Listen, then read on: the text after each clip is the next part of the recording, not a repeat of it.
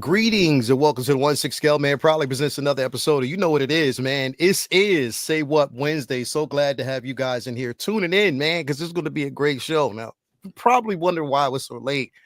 I was talking to my therapist. Yes, I have a personal therapist, y'all. And it's crazy how we find therapists in the community. Like literally, we have therapists and people who, you know what I mean, carry that pedigree of therapy. Like they can give you that therapeutic advice. If y'all don't know who I'm talking about, then you know now, man. But here's the thing: is before we do that, I need y'all to do me one favor, man. Hit that like button, subscribe to the channel, hit that bell notification so you're always up to date as to what we got going on over here on the channel, man. I had to out you, bro, because I'm saying like we had a very therapeutic conversation in the background about how my fears backfire, bro. Like things that I thought would happen would backfire. And yeah, bro. I mean, it happens to the best of us, bro. It does. We usually make things far worse than they actually ever will be. We set ourselves up, and not in the best way. But yeah, I know. Sometimes things work out. Sometimes things work out if we give them a chance to work out. They definitely work out in the end, bro. Like that's just basically the way it is. It works out in the most weirdest and strange ways. But like I was saying back in the background, the things that we plan, the things that we always talk about. Oh yeah, no, the things you plan out to a T, the things that you have every angle covered. Oh yeah, just watch and wait that fall. That'll fall apart in next to no time. The universe doesn't care about your plans. Your plans. The universe can care less about what you think or what you got planned, bro. They're just like, you know, this is how it's gonna work. You know what I mean? Because that plan had better bend instead of break. Exactly, bro. It's like in your own damn hubris, you believe that things were gonna be okay, and they weren't. So this is how it is. It's crazy, bro. And we gotta be okay with it. We gotta roll with it. Going to plan. We got to roll with it. With it. Now, we were also talking in the background before we, kind of get into today's festivities. You amongst a lot of people got your notification about your due back, right? Yes, indeed. Yes, indeed. I got the notification, a nice little breakdown from Sideshow of the fact that it's going to ship any day now. They're going to take my money here in the next day or so, and they're also going to charge me a little tariff fee on top of what I had paid. Mind you, this fee was not something I had anticipated in August 2023 when I pre-ordered this thing. We had a deal, Sideshow. We had a deal. You told me how much it was going to be, and I'm like, cool. I will definitely. I accept. This is a price that I can agree with. And then you tacked $42 onto it in the year 2025. So they tacked a $42 charge, bro. Of shipping. Yeah, it's like a 6%-ish, charge on top of $700 if you want to think about it that way. Yeah, it's like tax. I mean, it's like tax, fees, and then $42 in tariffs. I'm like, well. So then a $700 figure turns into a $838 figure, which that's I mean, this is something I really, really want. It's something that, as I've said many times, we don't get many vehicles in the Star Wars universe, and this technically is a vehicle. And it's original trilogy. Some people would say it's more special edition than anything else, but it's iconic. It's big. It could be the centerpiece of your display if you wanted to do an original trilogy display. It's amazing, and I can't wait to get it into my collection. So does it hurt? Does it sting a little bit to pay that extra money? Yes. Is this a situation that I don't blame any company for pausing shipments right now, because to try to plan around these situations, and I feel really bad for the smaller businesses, because this is going to hit them, this is going to hit them pretty hard. Like, there's only so much time, and the longer this goes, the more devastating it's going to be for small businesses. Mm-hmm. So that's why I'm holding out hope that, all this nonsense gets sorted out real quick, because again, talk about bending rather than breaking. All this is about to break, and it's not going to be pretty. And I hope that we don't get to that point. So Dewback is on the way. And that's the thing. Now, did you, before you got that notification, had you already paid it off? And then they told you that they were tacking on another charge at that point? No, I paid off half of it, and then I set aside money for the other half. So now I'm curious to see what would have happened if I paid it off fully. Would they have still said, well, here's your tariff fee as well? I have a feeling, I don't know. I get the feeling it would not have. They probably still would have assessed a tariff fee. Now, the question being, could I cancel it and get my NRD back? A, we're well past the delivery window for this thing. B, there's an extra $42 charge that neither Sideshow nor myself anticipated. So, could I get away scot-free if I decided, a little too rich for my blood? I got to take my money and I got to hold on to it because the price of everything. Yeah, see that. Yeah, bro. That I think that's also a question. We're gonna have Prop Whiz coming here in just a second. I gotta remember to put him in the group. So when I send out the, I'm gonna put him in the Say What group in our personal chat. So then when I put the link in, he gets it as well, because I always forget. Yeah, bro. Prop Whiz in a corner. Would you say, yeah, we can't put Prop in the corner, bro. You can't put Prop in the corner, bro. We don't do that here, bro. We don't put Prop in the corner, bro. That's not what we do. You can't put him in the corner. Speaking of which, Prop, what's going on with you, brother?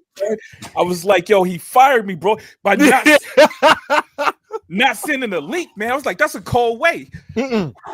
That's colder than pulling me into the office. You know what it is, bro? Because now I got so used to like you being in the groups now, like because you're in the comic book talk with friends group, and I'm like, damn, I forgot to put you in because we have the group on Instagram, so I got to put you in the Instagram for Say What. I was like, damn, I forgot to do that. So now my bad, bro. We just X was like, yo, we can't put Prop in the corner. We don't do that here, bro. We don't do that here, bro. That's not something we do. See, I need a letter of my what did I do, son? What's up, though, man? What's up, y'all? What's going on with you, bro? So good to have you here. But we talking about I'm eating this tea. I'm drinking this tea. I got kind of hot. We talking about just the now for people, which is a very interesting question. I haven't got to the chat, everything else yet, but he brought up something that was real interesting, because when we get these figures, or when we, like, for instance, NRD, you've paid the NRD, you're paying these figures off, whatever. But if you object to the tariff fees, will they allow you to, cancel your order and get everything back at that point? Because they're adding on a tariff fee. I don't remember seeing any type of clauses or anything in the initial statement that they put out. I don't remember that. So I don't know if they're going to allow you that if you just say, you know what? Nah, forget that. I'm not paying these stupid fees. So give my money back. Would they do that? And to be honest with you, I'm not sure about Sideshow, but most places that have a pre-order, they usually tell you that the price may go up or down. Yeah. Right. Like if you pre-order something on Amazon, it's going to tell you if the price goes up or down. These are what the rules are. You know what I'm saying? So, yeah, it might be in that, man, because they've been sending some long documents out, right? Documentation. I haven't gone through it, man, because I've been too depressed to read them, to be honest with you. To read that shit, bro. I feel you. I just wonder, because I don't know, man. Because these prices is different too. They're going up a lot, man. Yeah, that's a good question, yo. Yeah, that is definitely a good question, X. So I'm glad you brought that up, man, because it makes sense to really ask. I wonder if anybody's even asked Sideshow that question. Like, if I'm sure someone has looked at that. Someone has gotten their invoice and said, "Hey, can I have my money back? Because you said you would ship this back in what, December? Was it supposed to ship?" that was the window, and here we are in April, end of April, and it's like, okay, well, and then you tacked on 42, you tacked on some money to it, possibly. Yeah. Even if you didn't, get the tariff fee, could you still, because we were so outside of the original window, could you still get your money back, all your money, because it's just, we are in a very difficult place. And no one saw this coming. However, we are where we are, and people may need to hold on to those funds and allocate them elsewhere. True. Right. Now I'm irresponsible, so I'm not canceling nothing, son. But there's a 90, I say about an 80% chance that the credit card at some point is going to be like declined. You said at some point. That's just bro. Yeah, there's things, and got to shout out to Uncle Keith, bro, because he came through in a clutch, which is crazy because he sent me Galen Urso. He sent it. This is crazy, bro. He sent the figure on, was it Sunday? No, Saturday from California, and it arrived yesterday morning. Like, that was crazy. It was crazy quick. Oh, wow. So do want to give him a shout out, man, as always. But, and with that, I was like, yo, how would, just thinking about it, with that exclusive here, and once they start, because they just put the Grogu up, the other day? That Grogu is at a ridiculously good price. Yeah. I pre-ordered Grogu. I'm half tempted to get that Grogu. It's like $260. It's less than a 1/6 scale figure. 260. And it comes with a bag. Bro, but see, it comes with the bag. Bro, and that's the part that kills me though, because isn't that considerably less than what the original charge was for the first batch or the first run on both Grogu from Sideshow and Hot Toys? Yes. My Sideshow, yes. That was the Sideshow was about way more on the Sideshow version. Yeah. Than 260. So I'm like, what happened? This one is kind of thin though, right? I saw a box opening for it, man. It seemed like it was I don't know if it was the boxing was less. It was something about it that was like, oh, all it is just the figure in the bag. You know what I'm saying?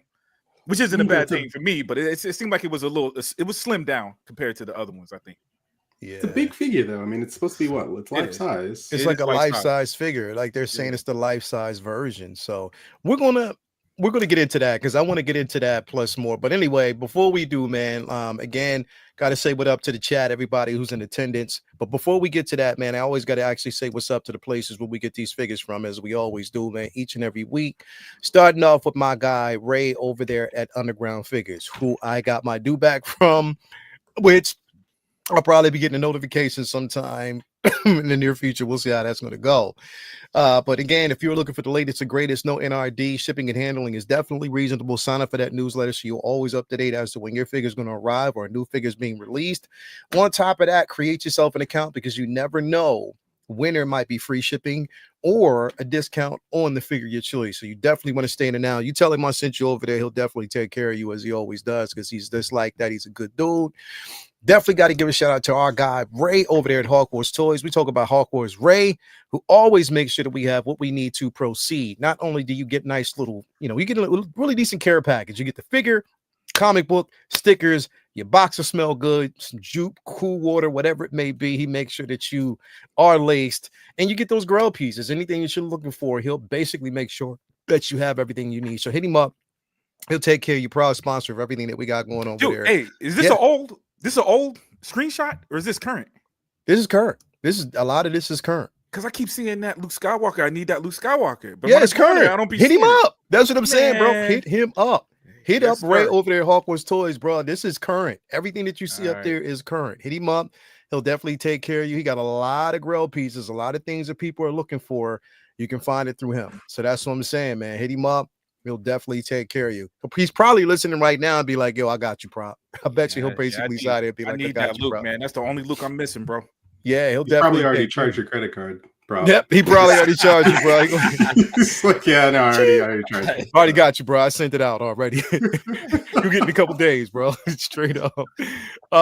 Also, we got to give a shout out to our guy Jacob over there, Comic Relief, Comic Collectibles, who basically got. I mean, he's over the moon right now, bro. He got something coming in that once he shows everybody, it's a custom piece that he got created, that he went through this guy, and bro,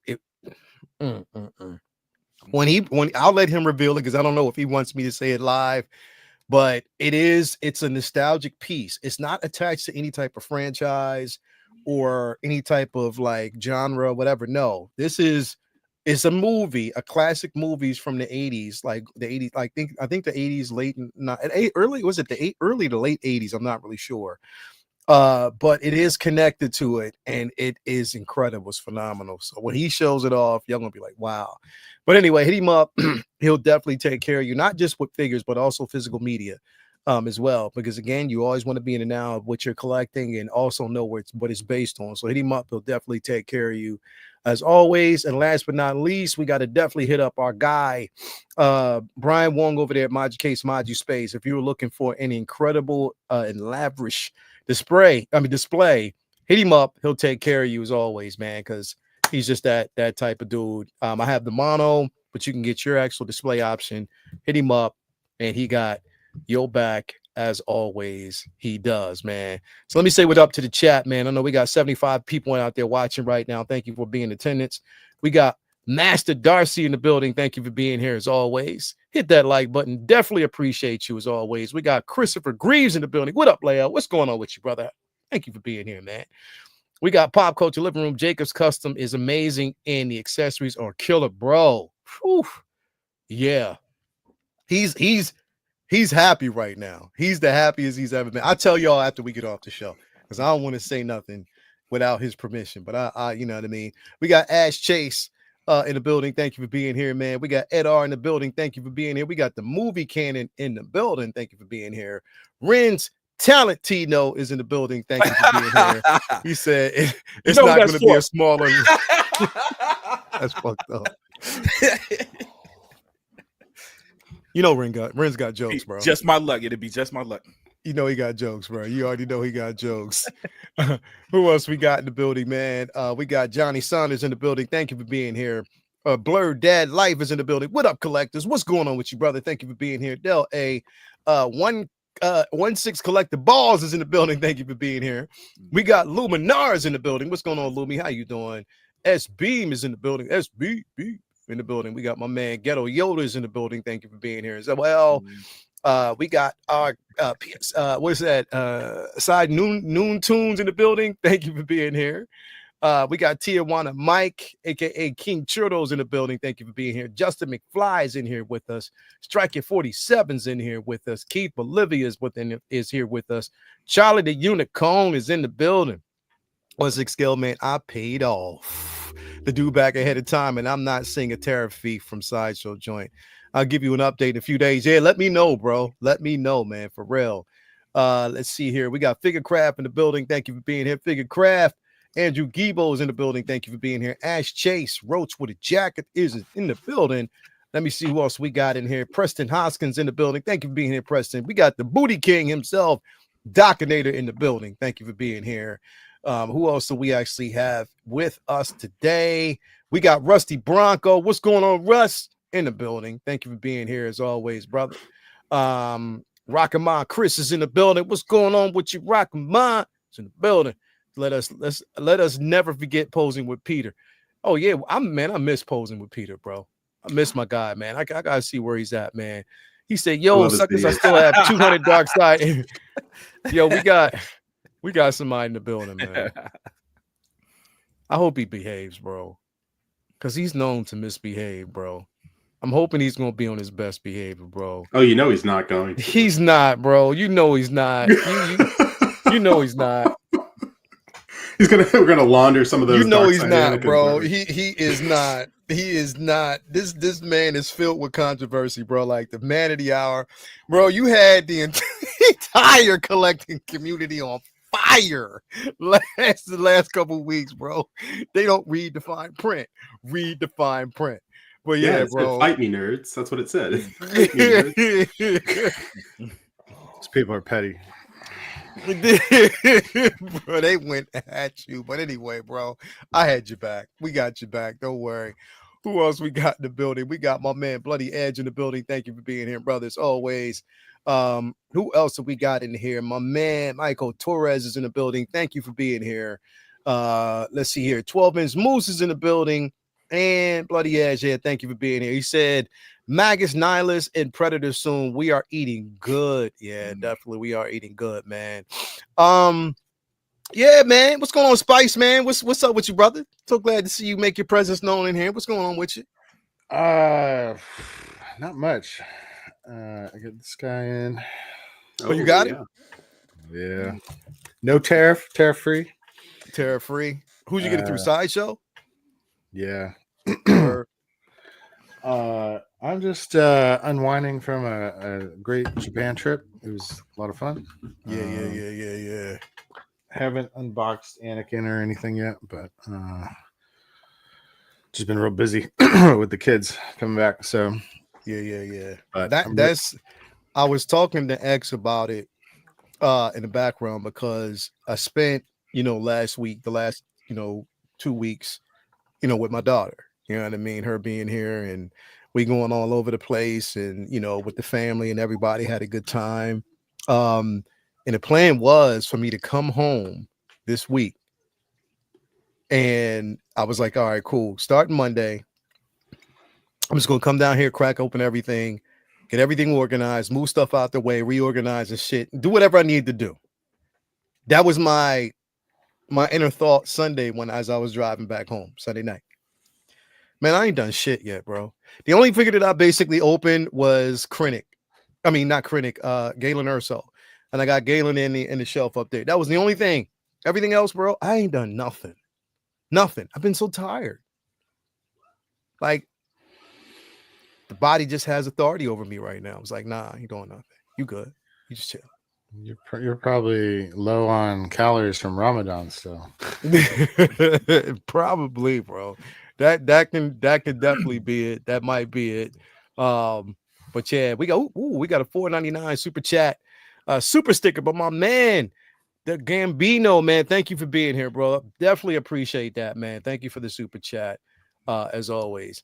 But yeah, let's kind of jump into some things, man, because we got some things that pretty much happened this week. And I'm just going to kind of work backwards here slightly. We're going to work a little bit backwards here slightly because we got, what could we label this, a somewhat announcement? If I'm sure, it's the did they take it down or is it still there? Because I don't actually see it. Let me see media. Let's actually take a look at this because they put up a post. What was it, yesterday or last night, of Delta Squad? Yeah, it's basically still up there. That didn't anger anyone. Everyone was unanimous in their praise and their excitement for those figures. Bro, like zero anger. I mean, people were super duper excited about it. Now, the only thing is, and again, like if you're a Delta Squad fan, if you're a fan of the games, if you're a fan of Bad Batch, then this is definitely one that was anticipated, and again, they just did it this way. Now, mind you, they haven't made an official announcement for them, but we already know what Scorch was out, right? So we already know that Scorch hit months ago already. So anybody who was going to get that or actually had to pre-order that figure, you probably already got it, but those who passed up on it probably passed up on it. I don't know though. What let's start with you, Spice, man. What's your thoughts on this, man? Are you now? I know that you're just basically a really selective OT guy as well. You're only selecting certain things, but when you see this Delta Squad, does this interest you at all, bro? Yeah. I have Scorch. When he first came out, I forgot that he was part of Delta Squad. So then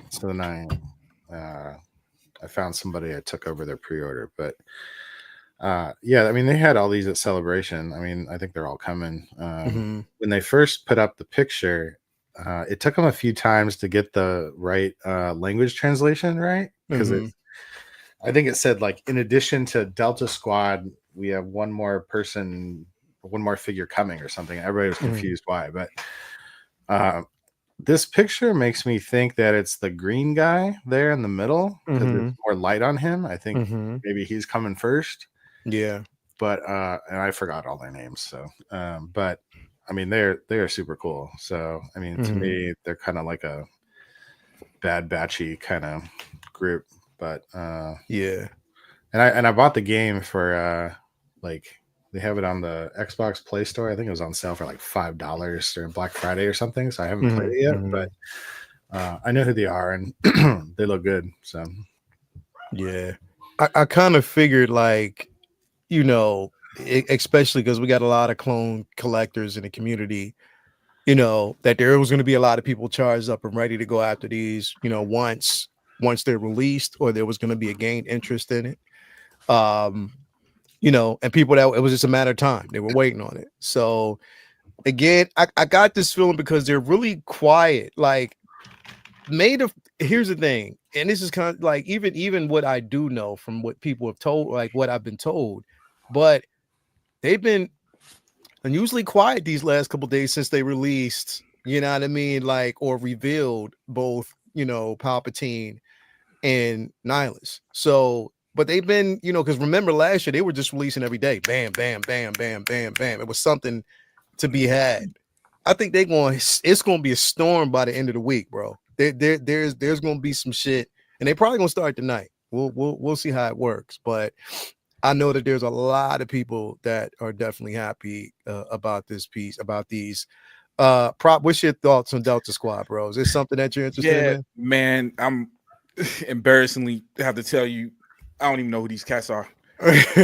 No, well, a lot of people. Here's the thing: if you're a clone collector, if you've played the game, then a lot of people will be familiar with the Delta Squad. Also, because again, they are sort of like making their entry into like the Bad Batch animated type of series. Like we saw a lot of them. You know what I mean? We saw what was the entry there.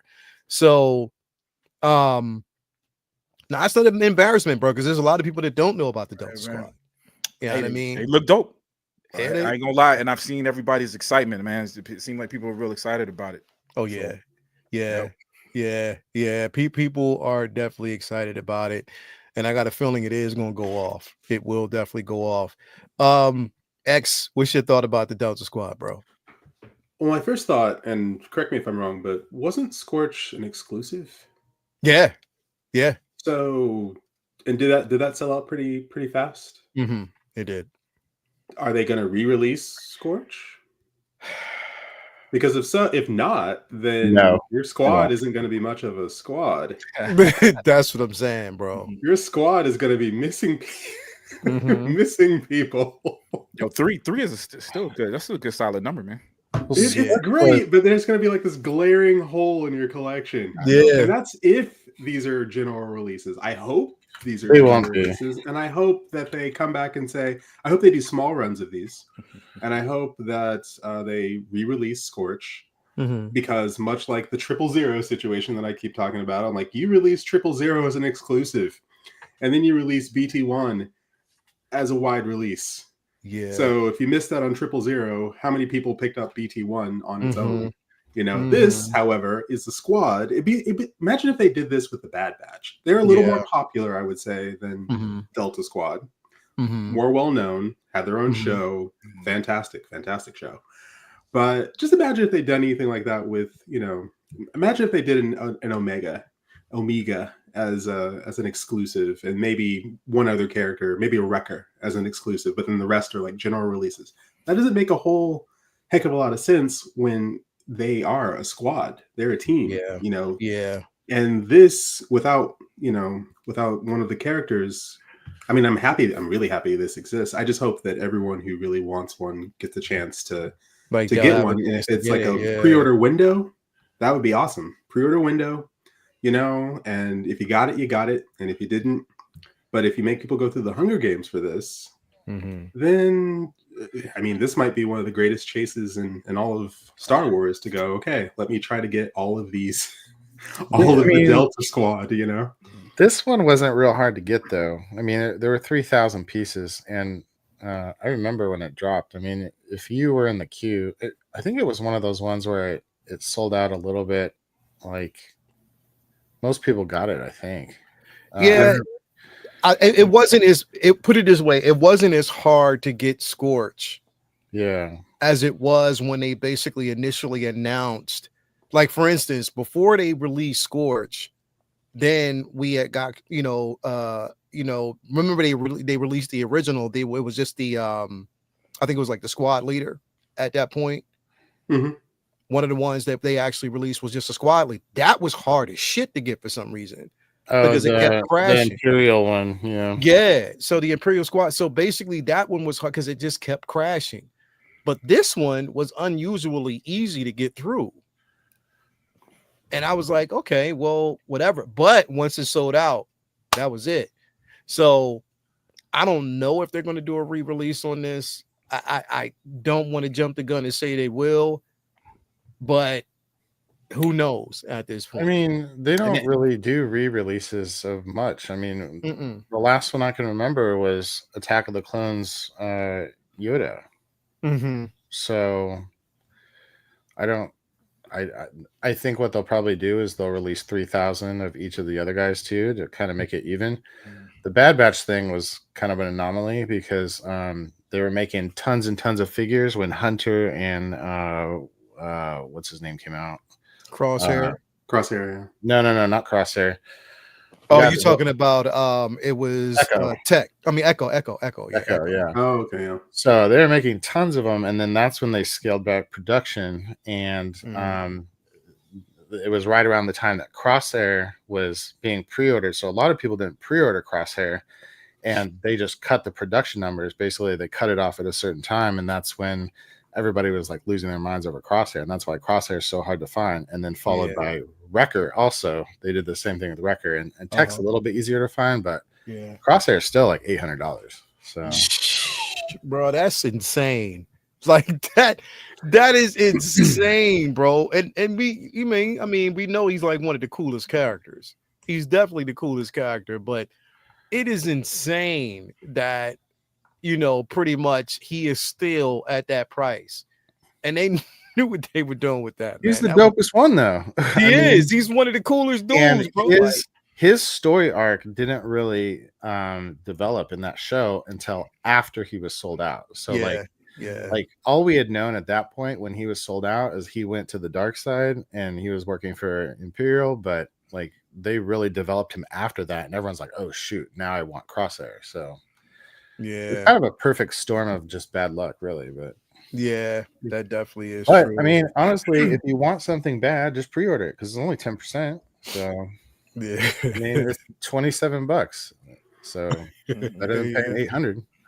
Yeah, I think that's just the way the movement's going to be now anyway. Like pretty much, but the way we know it, especially for exclusive pieces or these small runs, because I think they're going to, especially with Sideshow with the tariffs, they're going to basically err more on the side of like smaller runs. They got to buckle down on their warehouse costs for sure. Yep. So we're going to see smaller runs. So if you want to get it, we're going to see a lot of these time releases. People who, if again that the especially with the current right now with the range trooper still up. I think you only got a few days. When is that? Like a few more days, I believe. What is that? That when it's a time release for the exclusive, that is. For the boots, yeah. Yeah. So what was it, 10 days or something? I think. I'm not sure. I know right now. Oh, it's 22 days. So it's a month.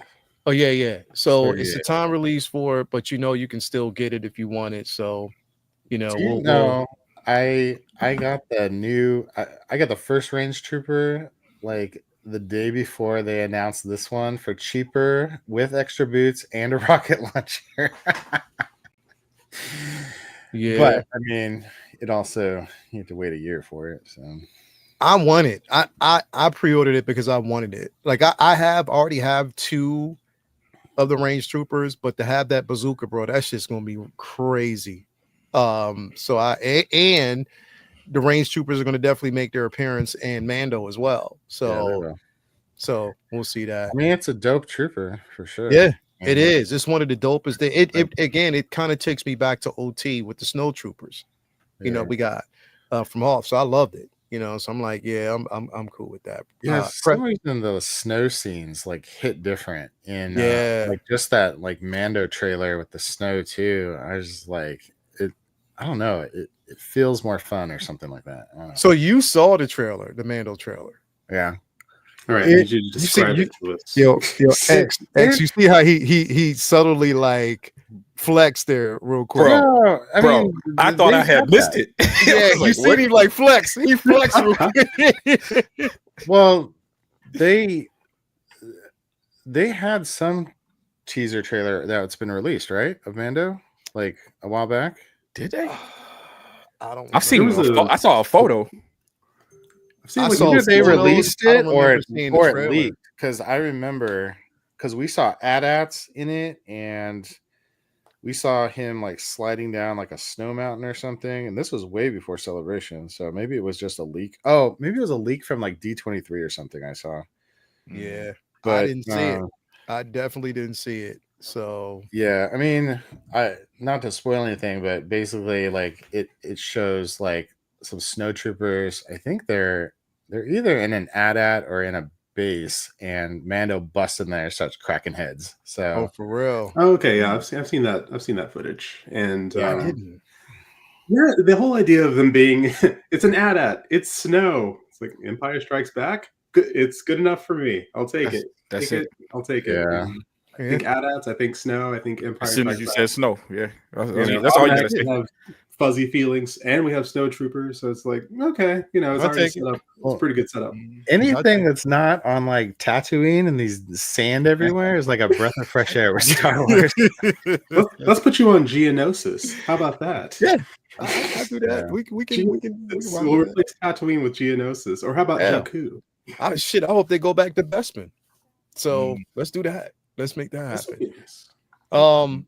So here's okay. So kind of working ourselves backwards here. Yeah, talked about this 270. Like this is currently 270 life-size Grogu, but 270 on Sideshow right now. Like we were talking about this before you came in, Spice. I mean, what are they? I guess because it's been out before, and they're just saying, it's been there. Let's just drop the price on it. And I will say that it doesn't have like all the expressions that the original had from Hot Toys and the removable ears and all that other stuff. But it does come with the bag. Spice, you were at Celebration when this was released early, correct? Yeah, they had it. And they had it there. And from what I'm hearing, they said everybody was going after this piece, bro. I think it was the third to sell out after the Blossom Trooper and Anakin. Yeah. Then Vader was after that. And the only thing they had left on the last day was Galen and Maul. Yeah. But so Japan, they love Grogu. Like there was Grogu like pop-up shops like everywhere. Like they love Grogu, and I think that's brought a lot of fans to the franchise. So yeah, the 270 though price for that price point's pretty damn good. It almost makes me want to get another that one. Bag is worth at least $80. So it comes with the bag. Like, you could just use that bag for your laptop or whatever. I mean, it's a good bag. Yeah. I mean, it's an articulated Grogu. The Sideshow one right now is the child. It's $380 for the Sideshow version right now on Sideshow's site. $380 for the child. This is $100 less, and it comes with a bag. Well, and it's articulated. Sideshow always trying to price their stuff like Hot Toys, and their quality is not there. So, like their joints are breaking, all kinds of things, and also that first Grogu was just kind of basically a statue. Like right. He wasn't. Yeah, his head moves, one of his arms moves, or his head moves, his arm moves. I mean, I love it. I have it. It's just it doesn't do everything this does. Yeah, and it doesn't, and it didn't come with a bag. I mean, also it's 4 years old now or 5 years old? Like it's about 5 years old because that was what 2019, 2020 or something. That was like the first season of Mando. Whenever that was, that was it came out quick too. Yeah, that was one of the ones that wasn't on pre-sale for that long. Yeah. Because they remember the whole campaign with the asset. You know what I mean? Your asset has been. The way they did it though was dope. I'm not gonna front. The way they actually did it. One thing though, I think it feels like Hot Toys is backing back down off of the prices a little bit, and for a while there, we saw them pushing the envelope. Everything was going like $310, and then now, like even like that Palpatine with 2 heads is like $280. Like that's good. Like yeah, bro. So they were pushing the envelope a while especially after the in-art like Joker and all that. I think, but now with the economy and people don't have. I mean, now Hot Toys really understands like what their collectors are like, because tons of us jumped in during COVID and bought all the toys, and now we all realize we don't have space and we don't have money to buy them all. So Hot Toys, I think, is adjusting a little bit. So they're adjusting to the actual price. The market. Yeah, and I think that a lot of it is that scare of the unknown, especially with the tariffs, because again, that could be a lot of money lost for them. I mean, right now you're seeing companies that are stalling, and with the postal and UPS and these companies that have been stalling on shipping, you know what I mean, because of it. Like that holdup, bro, is like money out your pocket. That's a lot of NRD cancellations. That's a lot of people canceling orders, getting their money back. You know what I mean? Like it's a scary place. So you got to compensate somehow and throw a bone. So that means, gelling down on it. Now, here's the thing, though. If this whole tariff situation is temporary, once everything is back to, or I guess if there's an agreement to be made, those prices might go back up again. You know what I mean? So like everything, we know that it's always a temporary solution. X, did you say you pre-ordered this again? No, I'm serious. I considered it for a brief moment when I saw the price. I went, "Oh, that's less than a lot of these new figures that have just been announced." And it comes with a bag. That's amazing. But I realize, unlike every time I bought anything to do with the Mandalorian, and you remember it came with a Grogu. Everything with the Mandalorian came with a Grogu. I don't want to have a bunch of life-size Grogus just sitting around my house. It's like, how many life-size Grogus does he have? Too many. Yeah. It's way too many. No, I'm still good with the Sideshow version. I like my Sideshow version. I think it's probably closer to what the actual character looks like in the show. This one's a little cute. And he's a little cute. Yeah. But I do love the fact that this one articulates and it comes with that sweet, sweet bag. It articulates and it looks pretty great. And the price is right on this. So if you didn't have one before and you waited, good on you, because you'll be able to carry this thing around. Everyone at the grocery store with their dogs in their bag, you'll have a Grogu in your bag. And it's a dope bag, bro. It's definitely a dope bag. Yeah. Take them to Whole Foods, and people will be like, they'll compliment you on your Grogu. But no, I think this is a fantastic release. And I'm glad that people are able to, I'm always glad when people are able to get things. And get things they want. Yeah. Yeah, you can get this for a good price. And I think the timing is right too, because we're about to have Star Wars movies again, and they're leading the charge with the Mandalorian Grogu, a unfortunately named film, but it's exactly what you're getting: the Mandalorian and Grogu. So hey, I think if you're in the mood for a Grogu, in the market for a Grogu, then now's the time. Now's the chance. Yeah. I just, like I said, I want the movie to be fun, bro. That's what it's all about. I'm not looking for all the rest of this, hurrah that everybody's been screaming and complaining about. I just want the movie to be good, and I'm there. That's it. I again, for this, because I have the Sideshow version, I don't, I'm not stuck on Grogu that much, because if you think about it, I have several Grogus in this house. Maybe not on the same scale. But for the mini Mandos and and Ahsoka's and stuff like that. And Luke Skywalker came with. I was gonna say you got him like hiding between the couch cushions. You probably got one. Bro. You know, you're about to step on one that's in the carpet. A ton of them. Yeah.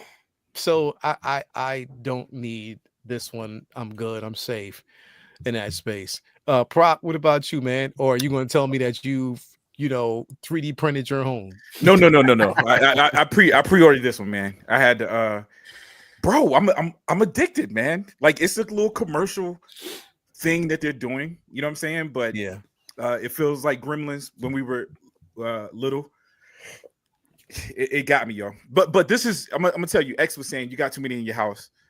Bro, this is the gift for everybody. You know what I'm saying? Like I'll probably give one to my wife that she could put at or her desk at work, or my mom's. Everybody in my family loves this, even those who's not really into Star Wars. You know what I'm saying? So, when I give these kind of gifts to family members, I do, make them promise that you can't sell it, can't give it away. There's rules to this thing, man. I'm not nice about it. So it's kind of like it's both of ours. But I'm gonna keep it at your house. I got you. I got a plan for it, man. But the fact that this bad boy sits Indian style, that's what did it for me, man. Yeah. It sits Indian style, dude. I gotta have it. Yeah.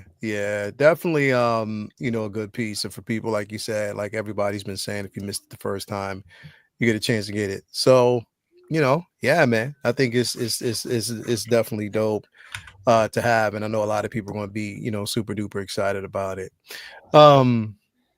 What I'm excited about though is coming up, man. Listen, here's the thing. I have been wishing for this one for the longest time, even with the tailoring. Like Spice said, 2 head sculpts with this piece. Revenge of the Sith, bro. The garb on this, like what he's wearing, is sexy as hell, bro. Like the color scheme is incredible, and what I like about it is, what I like about when we get these figures, bro, in 6 scale form. When we're watching it on film, we're not, the devil's in the details. What I mean by that is like we never really get a chance to see the quality of the tailoring until we get it in 6 scale form. Yes, sir. So then you get a chance to see the patterns that were used, how well it looks. Man, this looks so good. And Palpatine is almost becoming a new Vader. But I love this, bro. I absolutely love this. It was a no-brainer for me, man, to have this in the collection. X, what about you, bro?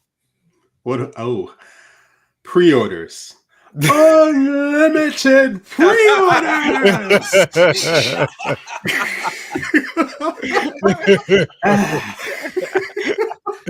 That's the way it feels, bro. I saw this and I just said, oh no, because I was like, okay, I've already got the other Revenge of the Sith, Darth Sidious on order. And I was like, okay, just, give me a Revenge of the, give me a Yoda and that'll be great. And I'll have them fight. And now I see this and I just can't help but think of every meme I've ever seen him, whether it's do it or it's treason then. No, you will die. Yeah. No.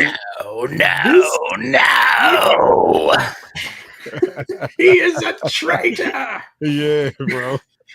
No, I love the fact that this, you saw more of him than you saw in his other messed up form in the prequels. Yeah. This is almost a separate character from Darth Sidious. Yes. This was his forward-facing, hey, everyone, we're all getting along. Aren't I a nice guy? I'm the Chancellor. Look at me. Slick as all get out. And Ian McDiarmid was having such a great time with that role. He was having a blast. I actually saw Revenge of the Sith on Saturday at the AMC. And it was really great to see that film on the big screen. And I forgot how much fun it was. So I was telling myself, I'm like, I don't need the Sidious and the Palpatine, but they are two different characters. And this comes with it all. 2 head sculpts. Yep. 2 head sculpts. The other one and the robe. Isn't the other one just the laughing sculpt? Yeah, the other one's just the laughing. Yeah, right? Yep. So this the fact it's that this one, both, Mr. Burns. Yep.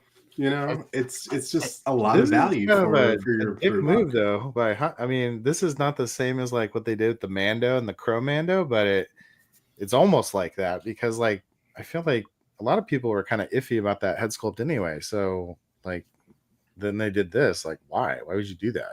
Yeah. Well, the weird part is the fact that they haven't actually delivered the Sidious that we pre-ordered a year ago.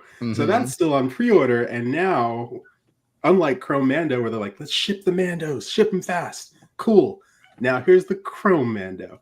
Yeah. Now, who knows if that Sidious would have shipped by now? Maybe it would have. Maybe, maybe it would still be up for pre-order and hadn't shipped. But the fact that I've got Sidious on pre-order, and now I'm thinking, well, do I need both? Sidious and Palpatine. What you should do is contact them, tell them you want to cancel that one because of the tariff, and then order this one. That's what I would do. I mean, that's what I would do. Here's the thing, though, but you got to keep in mind, bro, that Palpatine that we got, that's OT, bro. That's Revenge of the Jedi, bro. I mean, Return of the Jedi, bro. So.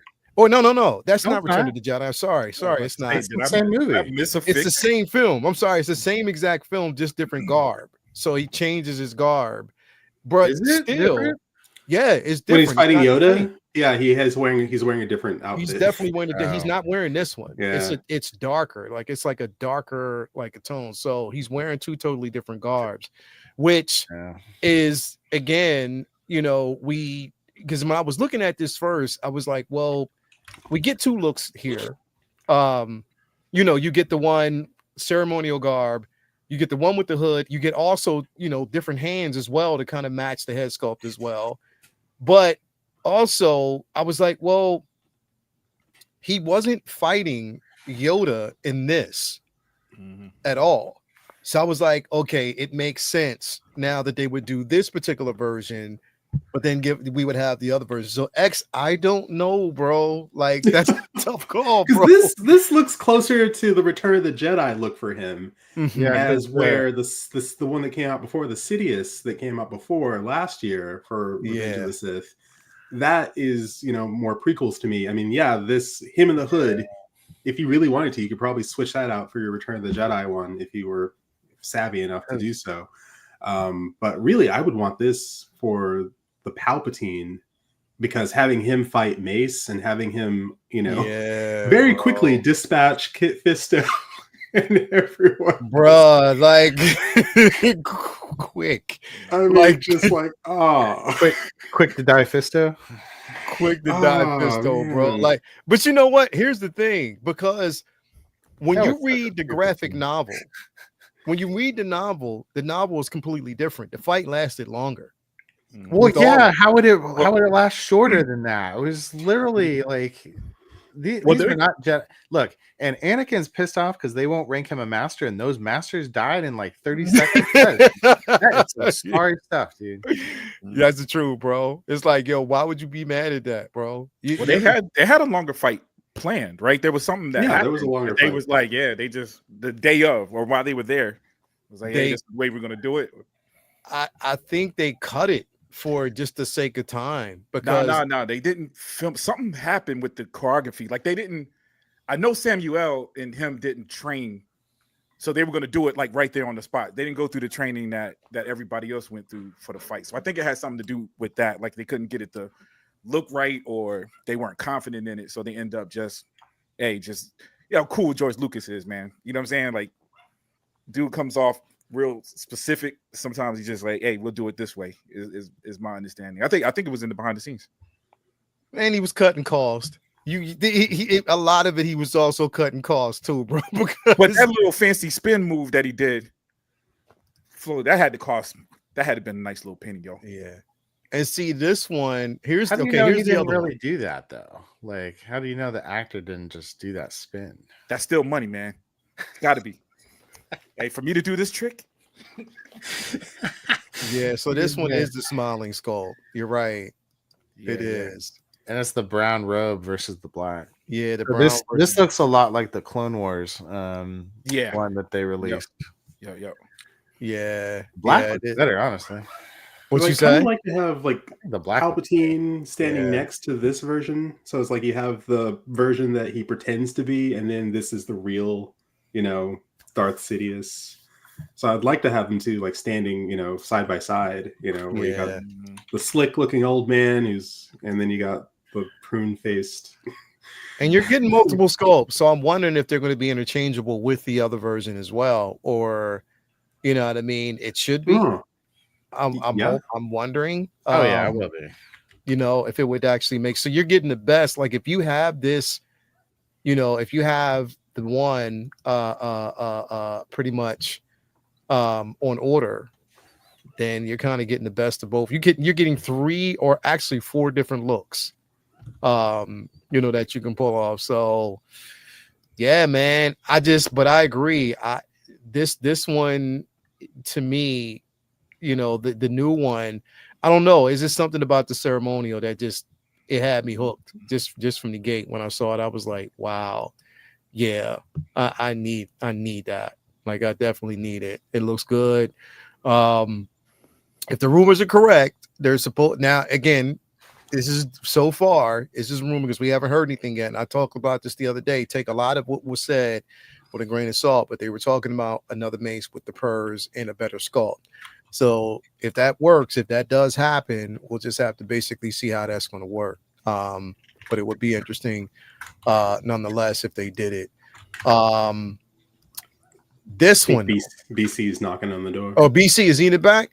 Because I can't see, I can only see one screen. We got BC in the booty king. What is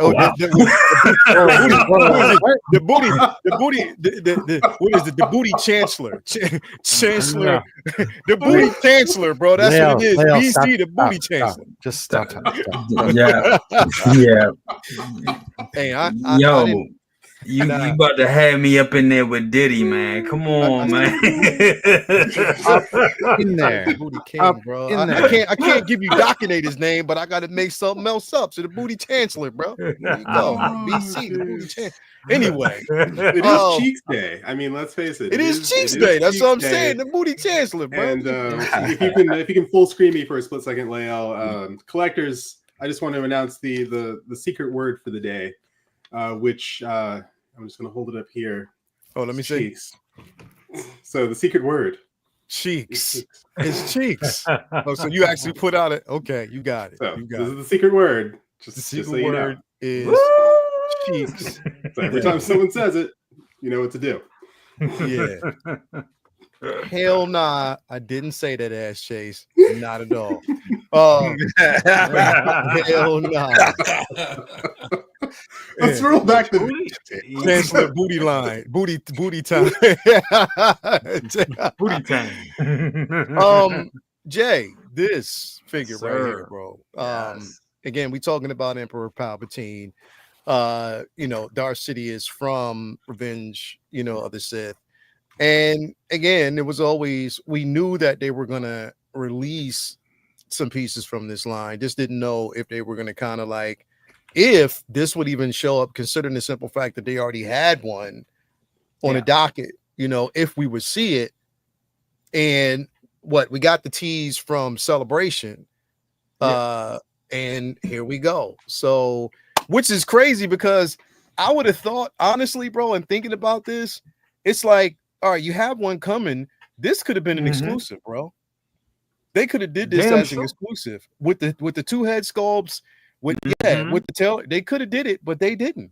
So, and I'm not mad that you didn't, but and I'm sure that they were thinking that, and I'm glad they, like you said, people would have been pissed because I think this is honestly, this is the Palpatine Darth. I mean, this is like what we've been talking about for years. Give us a 2-pack like this. This takes me back to like Hot Toys of old. So I love that they did. But for a type of figure like this, I mean, if they would have gave us, him and his, bullshitting Palpatine.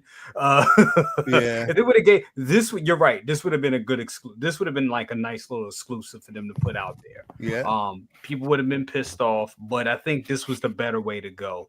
Yeah. Because to have the swap outs is just amazing. I think this is probably one of the best ones that they did. And the thing that got me, I was like, you're right. they have a Darth Sidious, and he's like, you know, and he's imminent. He should be coming pretty soon. So why would they do this? This is kind of like stupid. And then I thought about it. I was talking to Aries. Want to give a shout out to Aries because I had a conversation with him, and he was like, Jay, that Darth Sidious, the one that's around the corner, is scene specific.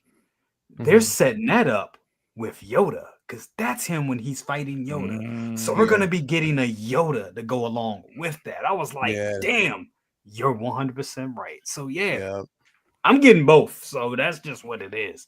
So that's this. And that announcement is imminent. That Yoda announcement is imminent. That's absolutely about to happen. So when they do the rolling eyes on that Yoda, it's going to be fire. Hell yeah. It's going to be fire because his eyes are big. So exactly. So no, I mean, I'm glad for, especially, bro, 2 head sculpts, you know, you're getting 2, you know, sets of hands, like you're getting like just the Sidious and the Palpatine hands, you know, for this particular. So I mean, that right there, even with the actual stand itself, you know, or the, you know, again, I'm not a fan of the base like some people will be. But even with the base, you know, you could consider this like even on the line of like a DX, and to be quite honest, with the amount that it actually comes with. But I'm glad that they did it this way. And it looks like that, you know, again, the cape itself is going to be wired. So that looks good. Like the tailoring on this looks phenomenal, man. It looks incredible. This is more DX than either one of those Anakins. Yeah. Let's be honest. Those are like barely DXs, honestly. Yeah, but this DX right here don't mean nothing now except for that little foam thing and that little piece of cardboard that says "read the instructions" or something. That's all DX means at this point. Yeah, that's it. That's true. Yeah. That's the truth. That's the absolute truth. And what's crazy is you order a third-party figure, they always come in the foam things, and it looks nice. It feels nice. Like Hot Toys stays with this plastic clamshell. It sucks, man. Yeah.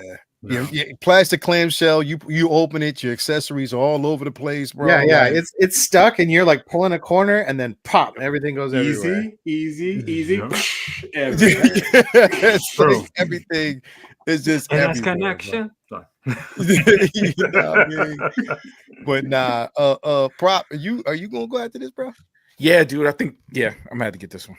Yo, Palpatine is special, man, because this is one of the first figures I got. I was alive for the first Star Wars movie, but Return of the Jedi is when you know you start collecting stuff, you start understanding stuff, or my parents started understanding. Yeah. And dude, and I remember having that figure that was labeled Emperor Palpatine when everybody was calling him just the Emperor. You know what I'm saying? So I thought I was special because I knew his name. And when they said his name in the movie in the episode 1, dude, I thought I was special. I thought I was the only one in the movie theater that knew. So that's my long story, my long-winded way of saying yes, sir. Yes, sir. Yeah, definitely, bro. Gotta have it. Now, video is frozen. I'm sorry, I'm doing that on purpose. Now, this one right here, bro.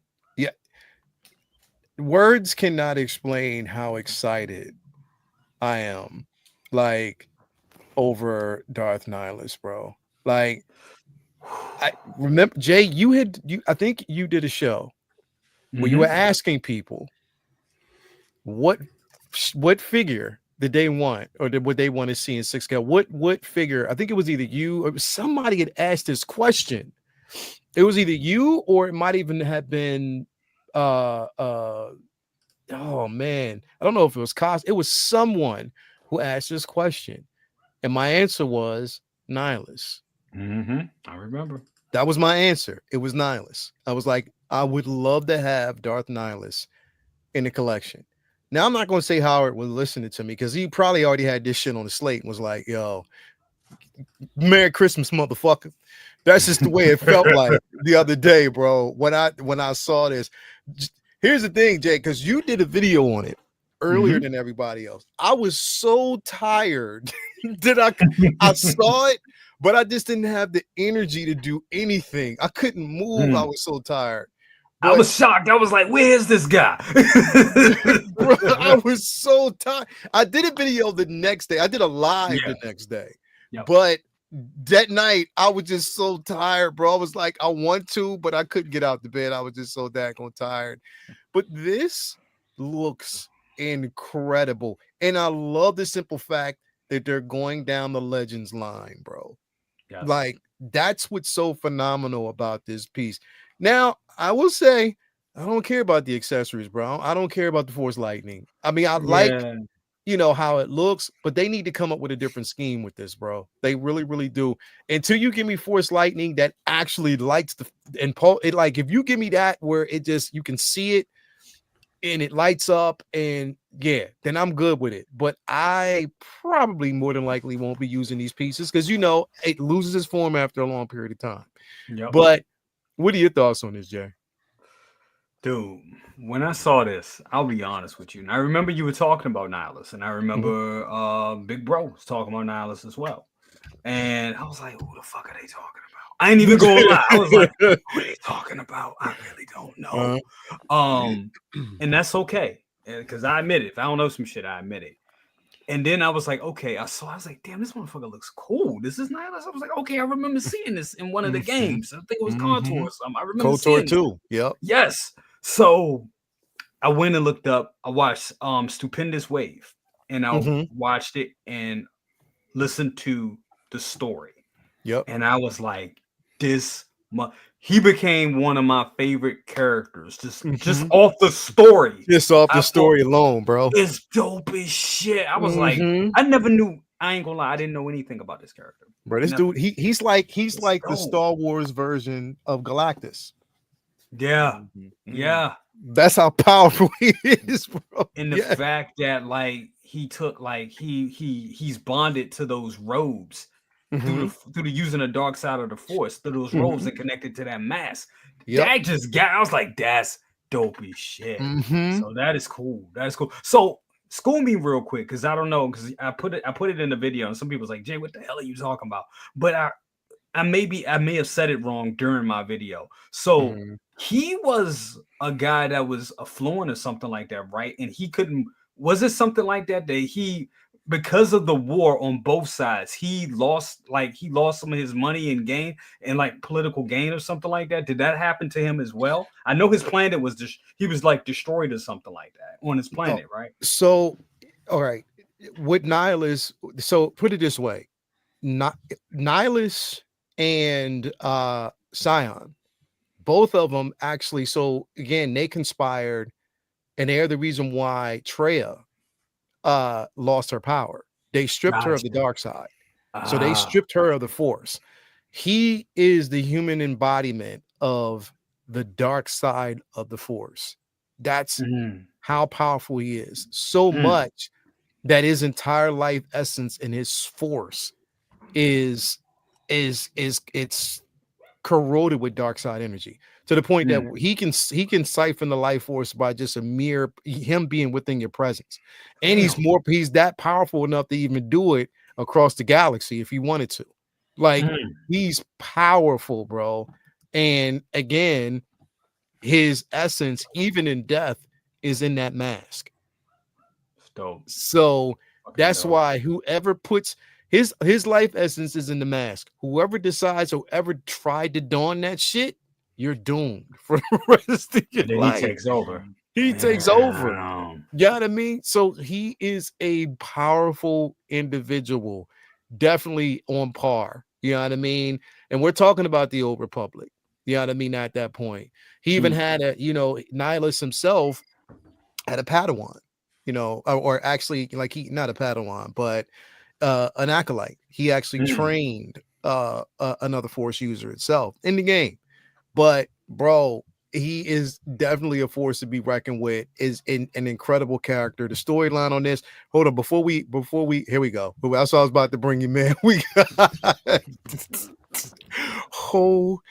what's the name? Obi-Wan Kenobi, bro. Hobie Stoned Kenobi. What's going on with you, bro? Wednesday. Man, blessed to be here always, bro. Yeah, bro. Definitely so glad to have you here, man. With us. We're talking about Nihilus right now. Jay, now, but because I didn't get Jay, are you gonna get this figure, bro? I think this will be in the collection because just fell in love with the character, and and so yeah, I think this is going to be something that's going to be in the collection. Bro, I literally as much as I love Nihilus, bro, he might end up being my number 2 figure of all time, bro. Grail pieces of all time. Literally, I love this character. I love the story, everything. Even if you basically read even the pages of the Knights of the Old Republic, they expanded on his story. It's a very tortured soul, bro. He is a tortured soul. But he's bonded to the dark side, and dark side is him. So definitely, bro. And right, and we've seen this now. Huberticus, your knowledge on are you knowledgeable? You know, you have a lot of knowledge on Darth Nihilus. I have some decent knowledge on him. I'm making my way through the first KOTOR game so I could get to this right now. I'm having my time on there. I just finally got off with Dantooine. That shit take forever, but you know, I digress. So I do have some knowledge about him. First and foremost, I think one of the most not important, but like interesting things about him is his use of his force abilities and the fact that his body isn't there. It's like not physical. No. And so I always thought that was a really cool idea that, you know, we didn't see much of any other, you know, piece of media in Star Wars really like tackle that, you know, dark side and light side and just force powers in general so creatively. I think probably the other examples I'd give is like the Force Unleashed and what they did with like light side and dark side powers there, like infusing the saber with lightning. It was like that was such a cool concept. I was like, why didn't we've never seen this in a movie before? Like just cool stuff like that. And that's what his powers really embody to me, is like how far these powers can really go. And how far the dark side and the light side can really go in terms of amplifying the Jedi's abilities. Like that's really where I'm excited about it. But yeah, I'm just like Jay. I'm definitely seeing this in my collection. But I've got some other heavy hitters to get right now in terms of Star Wars. You know, I still don't have my have this specific Palpatine I want in my collection because now there's so many Palpatines out here, there's so many choices. But I still probably will stick with the Return of the Jedi because I just want that black cloak look, and I have a Return of the Jedi Vader, so I feel like why not get that? Yeah. I also don't have a Grievous, Maul. These are the characters that you know they have earlier. The ones that. I still need to go get my the main strokes here. So this is some person person I do want to circle around to. Hopefully it won't be too hard to get him when I do. But yeah, I'm kicking myself in the head for not getting that Revan, but I'm hoping this light side Revan, the hood is just like undeniable. You don't have to and that's what I talked to people about the other day, and I asked a question. I was like, if it was the one thing that you hope that they get right about that Revan, and it was unanimous across the board, motherfuckers was like the hood. The hood. They got to get that hood right. I don't know what they were thinking with them, bro. I had to use double-sided clear sticky tape just to get it to lay well. Damn. Like literally. And I don't know what they were thinking. I don't know if it was like that's in the same boat with the damn Balin figure. The damn ankles. It's just like, oh, great figure, but right. Very true. Yeah, that's the thing. Now this Jedi Revan is going to be incredible. It's going to be cool as long as they do it right. Did he stay with the dual sabers? No. When he only had one. It was just purple. It was just a purple. Yeah. Oh, okay. Yeah, it was just a purple. He didn't have the dual. He only had the dual when he was Darth Revan. Yeah. You know what I mean? So And Revan's so fucking, bro. This dude is so powerful, bro, that he can reincarnate himself, bro. Like he can bring himself back from the dead, bro. That's just bro, creative, incredible powers that have yet to really be to diving into on the big screen. So these characters are really meaningful for those who played the games. And I'm not a gatekeeper, but I will be looking at people who didn't play the game, don't know what the fuck this is, and be like, I gotta get that. It's like, at least do some research, bro. Damn. right. Do the research before you do it, bro. Don't just get it just because Spice had me laughing my ass off in our group chat, bro, because he was like, "Who's this Mickey Mouse Sith?" or something like that. He said, "Who's this kitty cat?" It was like Darth Meow. It's like, what the fuck, bro? The hell? Hey, King Dingaling, how was his power compared to Malgus? Who are you talking about? Nihilus? Malgus was just pure evil. But I think that if you, in my opinion, and this is basically power scale, because of the simple fact of his defeat at the hands of Revan, and I would almost want to say that Nihilus, he was definitely average when it comes to lightsaber duel. However, his power, Malgus is a beast. We already know he's a beast, but ain't he holding his body together? No, that's Scion. Okay, all right. Sion's the one that's holding his body together. Like his body is held together by the dark side of the Force. He's actually tapping into that, a pure hatred and evil. But that's because he's constantly in pain. Like he's constantly in pain, but he's holding his body together like he's just brittle. But yeah, Malgus is definitely a beast. He's a beast, pure evil. But power scale, if Nihilus was able to be explored a bit more, because he's powerful, so it's hard to kind of judge the two. It's Oh, Leo, we got a really amazing comment I want to bring up for you. Which one? Good night, everybody. Just came here to say I reserved my first figure with Underground. Amazing service. Can't wait to my Batfleck 2.0. Thank you for introducing them to me, bro. Thank you very much, man. Appreciate it, man. That's what we're here to do, man. Underground gives you excellent service, bro. Excellent. I just got my Superior Spider-Man from him today. So yeah, man, great service, great packaging, double boxing. He just does it all, bro. He makes sure that you have everything you need, man. So definitely give him a shout out as always. X, man. Are you going? What do you think about this Nihilus, bro? Are you sticking in the old T phase? But what do you think? Bro, what I'd like to say is, get this, bro. Go on, get this, bro.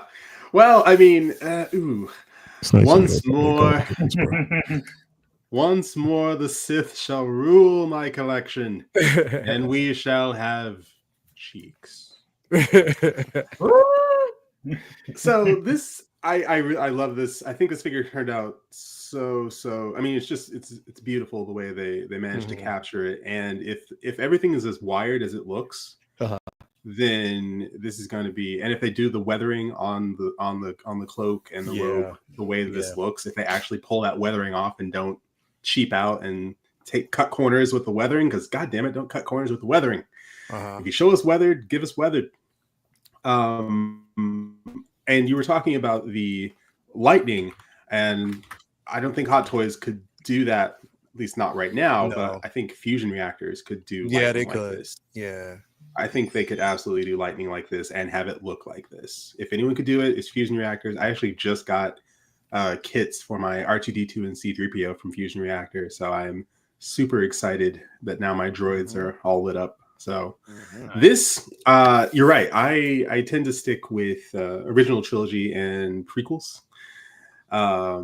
Sadly, I don't have the money or the space for Legends, with the exception of a Dash Rendar, because I would take my Chrome Mando off of that swoop bike and I would put my Dash Rendar on that swoop bike.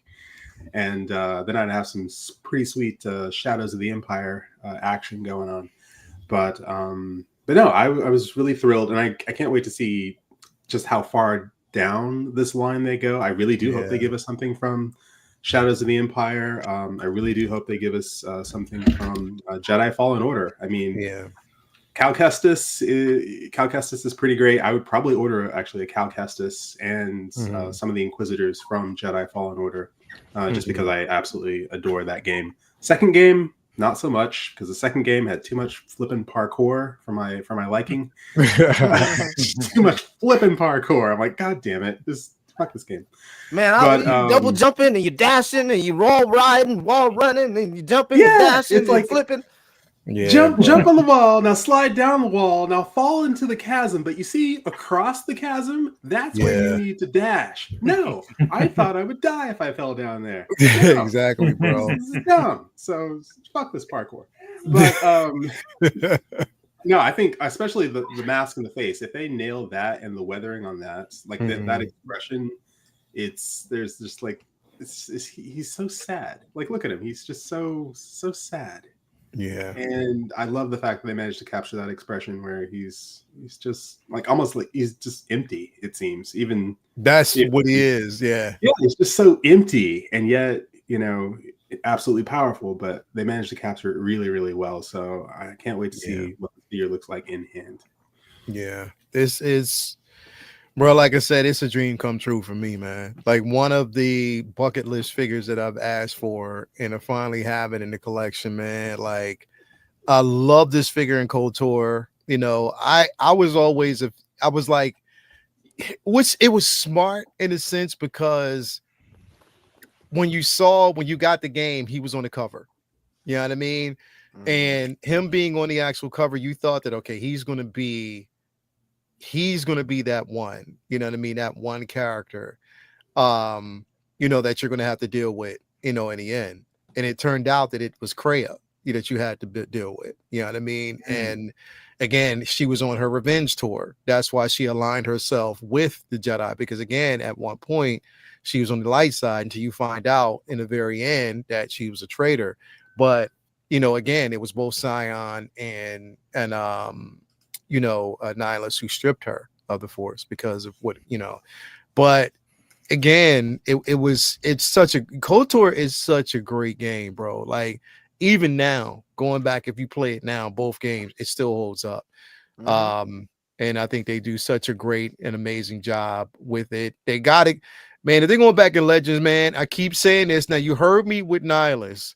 Now give us a Bastila Lashan, please. Give us a Bastila Lashan. I think that'll be next year. I think they're just doing this every year. They're gonna just do this every year. They're gonna find a group of characters to do every year.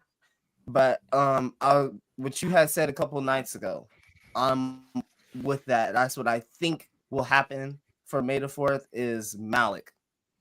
That'll be the last legend we'll see this year. Yeah, should be Malik. I'd be blown away if it's anybody other than Malik. Yeah, that's the one that I'm hearing that's coming is Malik. Malik, because we already Malgus, you've done Revan. Yep,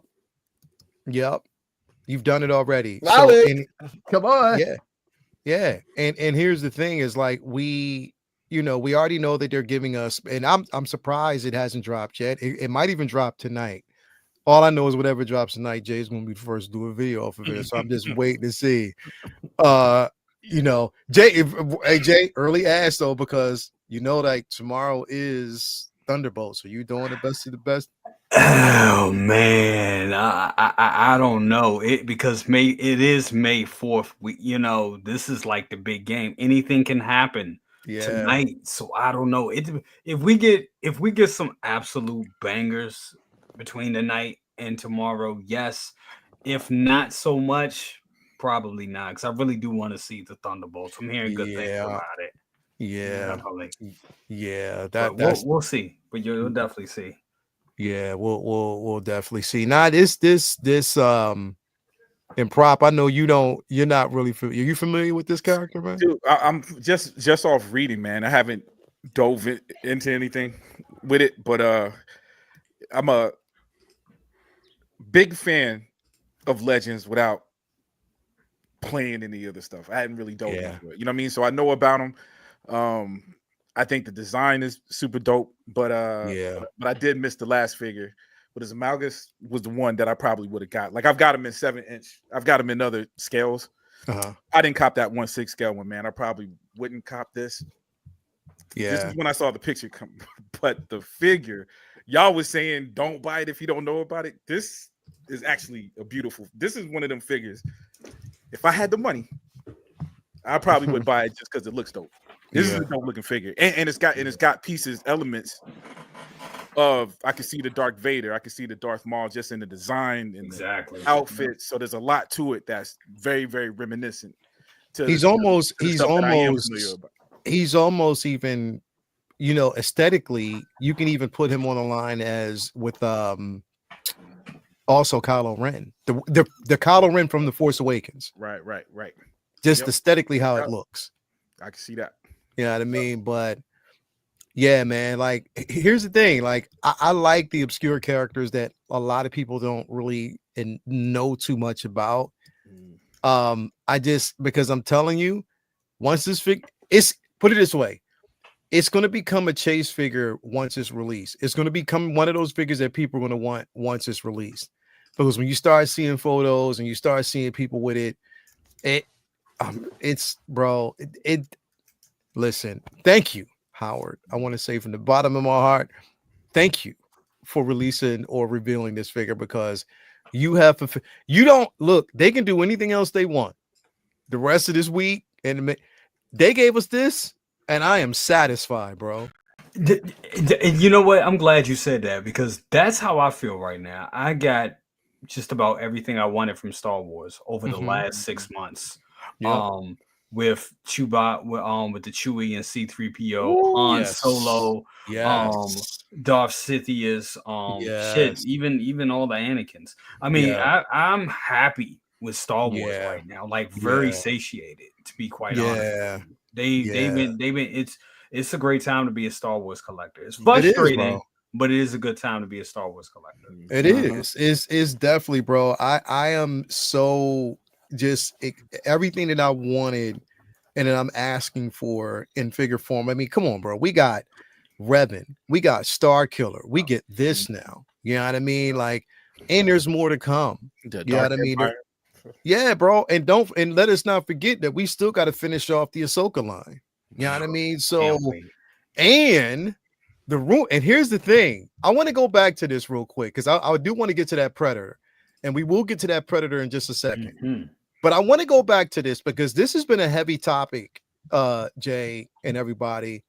And Alberticus, you probably heard about this too. All week since people have been saying, and even like I basically got it from a source, right? They have been saying that we are about to get another Anakin, but it's going to be the dark side Anakin from Revenge of the Sith. Yeah, absolutely. Yeah, I mean, the funny thing about it is, I personally, honestly think that this is the Sith Apprentice. I think our eyes are just fucking with us right now, honestly. But That's what I'm saying, but we are going to get another. You're crazy if you don't think we're getting another Anakin, because it's right there in the title. They made it known that the one that was an exclusive. That was a Japan exclusive. He is not Dark Side Anakin. He is Darth Vader, Sith Apprentice. Right, that's true. It's all in the titling. So if you don't think that we're gonna get another, and they seen the money that this thing is commanding, they know what's going on. They know they're gonna go right back to the well. They have to make a standard version. Well, I won't say standard, but non-exclusive version of that, right? It makes the most sculpted version. Where's the sculpted version? They're gonna make another. They'll probably do a 5. I think they'll probably be generous and do the same thing that they did with with Black Widow last summer. They'll give us one that has, and it could be next week. I wouldn't be shocked if they do it fucking next week. It'll be one that is an artisan and one that's not. The same thing that they did with Black Widow, the same thing that they did with Luke, Dark Empire. Revenge of the Sith or Revenge of the Fifth lands on Monday, by the way. Yeah, there you go. And again, Sideshow is already putting out that sign up for the revenge. I mean, for the May the 4th. Yep. Yeah, so they're already putting that out there. You're going to get and again, Hot Toys is prepping for it as well. So there's going to be some things that are going to happen, but I'd rather be pleasantly surprised. We got my man Logan, bro. So glad I haven't seen Logan in a long time. But he said, yeah, Bachelor Shan, Malik, Treya, Visamar, well, it's definitely Visamar, the blind. I would even call her more like a gray in between Jedi. Sion, Nido's in that order, but I'd also take the entire Ebon Hawk crew. Yes. Ebon Hawk, bro. The entire Ebon Hawk crew would be super dope. But yeah, I fuck cards, though. Well, I ain't getting cards. So, Hoperticus, let me ask you this. I'm gonna ask you and X this because I got another question for X. But Hoperticus, do you think with everything that just happened? I mean, I'm talking about everything that happened with this Anakin, everything that's still happening with Side Anakin right now. But we're seeing like prices online for like $1,500, $2,000. Yeah, like $1,300, bruh. I'm seeing that. I'm like, and here's the thing: people buying it too. People are buying these motherfuckers, bro. They buying it too. Yep, they are buying it. And I'm saying this because I know Spice's ass sold at least 6 of them. He ain't gonna lie to me and actually say I know he sold at least 6 of them. He's just keeping it quiet. He ain't gonna say shit to everybody, but I know he sold like 6 of them. He already got Star Wars Celebration 2027 paid off. Already paid off. Jay, when you did that shit, when you said that, I can't do it like you know, bro. But listen, when I heard it through the message, I was like, now I know what the fuck he already paid off. Should I be dying? But my question, Oberticus, bro, do you think motherfuckers are going to be pissed the fuck off if they release another Anakin? Like, are we going to have some people that we'll have some people that will be excited because it's their chance to get one? Yeah, right.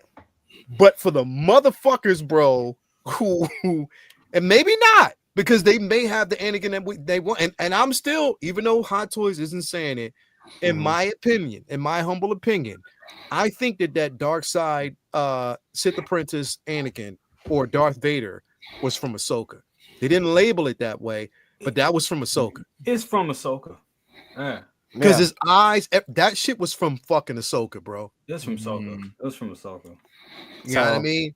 Like Jay was saying earlier, it seems like they've given just in the naming and the titling alone, they've given themselves wiggle room to continue to make different variations of Anakin.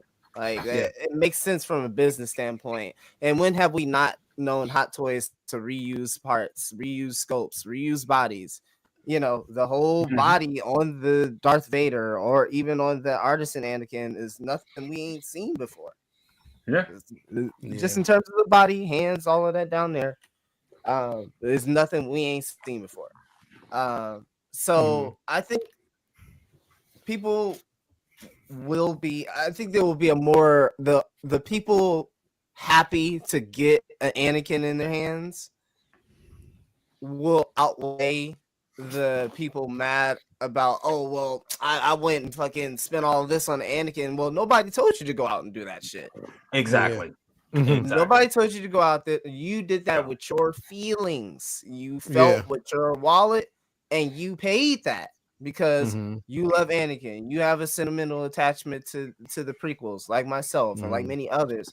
Or, whatever many reasons. You might have met him and you got a bunch. You might be just a mega fan of Darth Vader, and that is just who you are.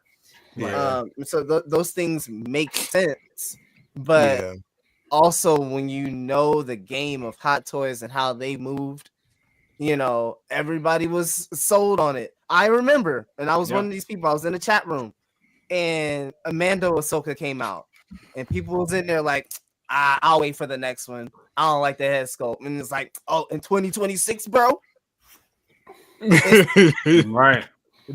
Bro said, I'll fucking wait.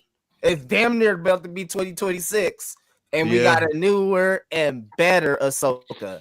And I was in the motherfucker. I was in there laughing at him. Now I sold my shit, and I'm getting that one. So just let me be an example. If you don't want to listen to anybody else, let me be an example of what not to fucking do in this hobby. Just listen to Yoda, man. Excessive desire and attachment to material possession leads to the dark side, baby. You should know this. There you go. There you go, bro. You can say that in that order, but but in that order. Right. I can't do the Yoda speak. But Bro, if you ever, I remember that scene explicitly. Yes, it was just like, ever heard Yoda say that shit and then say "baby" at the end of that shit? That shit would be funny as fuck, bro. Like, bro, he's we got my boy, we got cheating ass Dan in the building. He said another Anakin coming is almost a guarantee. Yeah, it is. It is. Yeah, it definitely is.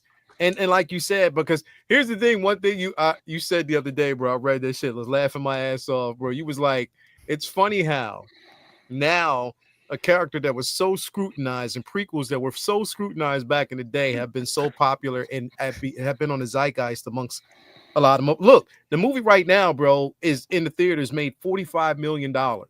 Yeah. There was a lot of people paying attention. There was a few people that commented, and they felt strongly that in the other way. And I'm like, I'm seeing some other things that say otherwise, but I'm feeling those things. Don't want to like go in a back and forth because this person thinks I'm like trying to, downplay. I'm just like, I'm fielding all these comments in because I just want to see what people are feeling out there when it comes to this, because that's what I said at the end of the post. That's what I said at the end of the post. Am I tripping, or does this feel a little hypocritical? Because well, you know what, man? What's up? George Lucas did a good job, because there was at least one of those movies, and I can't even remember which one. There was at least one of those movies I didn't care for that much, but dude, he still did a good job at world building and building on this thing that we grew up loving. My beef with it was getting used to the visual effects. The visual effects were still new, right? The fake backgrounds. Yeah. It was just that, getting used to that. Jabba the Hutt in the first one didn't look as well. Was he in the first one? He was in Phantom Menace. I'm thinking about he was in the pod race. He was in Phantom Menace, and then he was also in the special edition of New Hope. That's what it was. When they first tested it out. Yeah. That was it. You know what I mean? So it was just getting used to that. So, and man, George Lucas probably went back and changed some of that stuff without me knowing, because when I watch him now, some of that stuff doesn't stand out to me as much. But the story, and then when I feel like the Clone Wars put it more in context, as well. You know what I mean? Like when I go back and watch it, it's like Clone Wars filled in for me. You know what I'm saying? The stuff that I was missing, it filled in the blanks.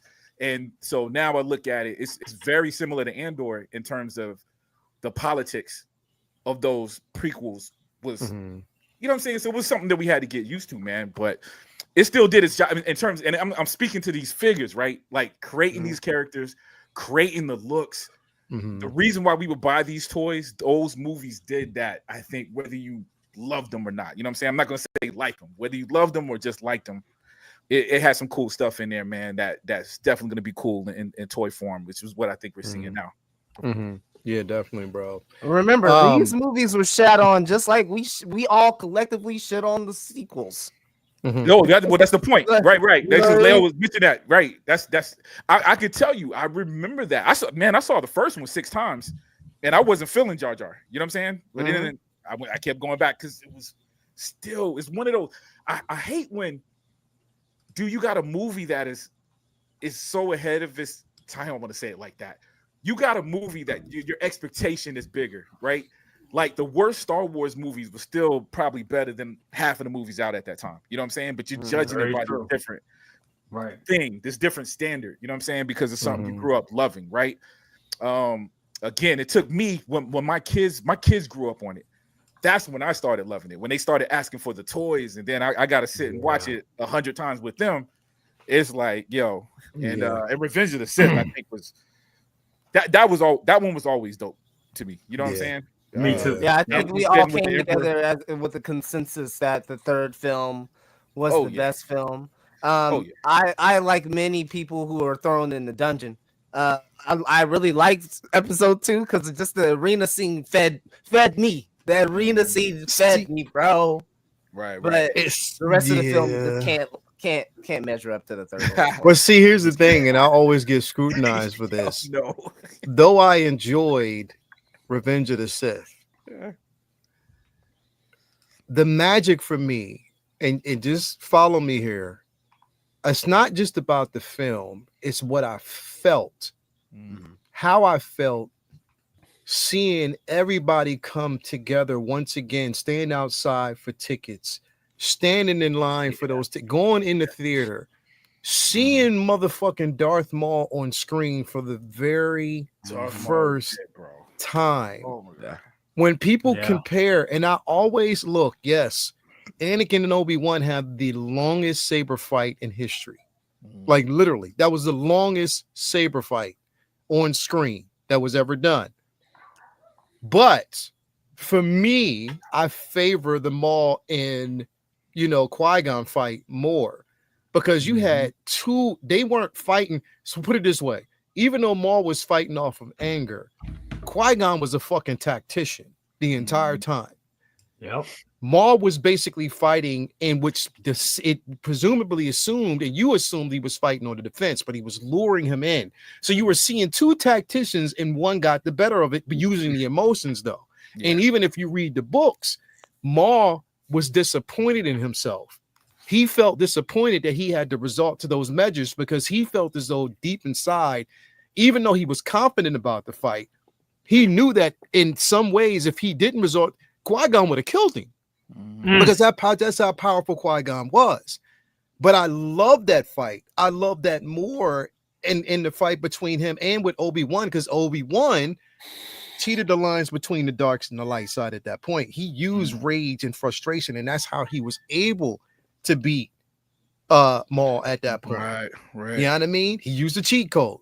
So that's what I loved about, and why I always favor Phantom Menace fight scenes, but just the pure feeling that I got with seeing that film for the first time, hearing the stories, and I would encourage everybody go watch the second season of ILM.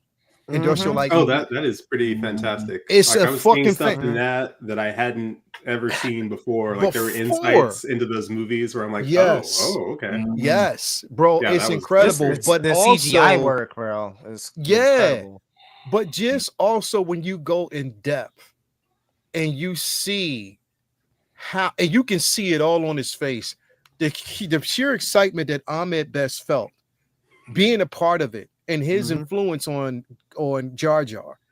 But then what pissed me off about it was seeing him sit in the room with all of those journalists around him scrutinizing him for playing that role. That shit fucked me up, bro. I was so fucking mad. And then when he talked about the Brooklyn Bridge, that shit broke me, bro. Yeah, that was upsetting. I watched that and it broke me, bro, because I was like, he was close to losing his life, and he said that gust of wind woke him up and was like, wait a minute, what am I doing? I do want to live. Like, what am I? But again, seeing how he's embraced now, it's a full turn. It's like a full circle, how he's being embraced.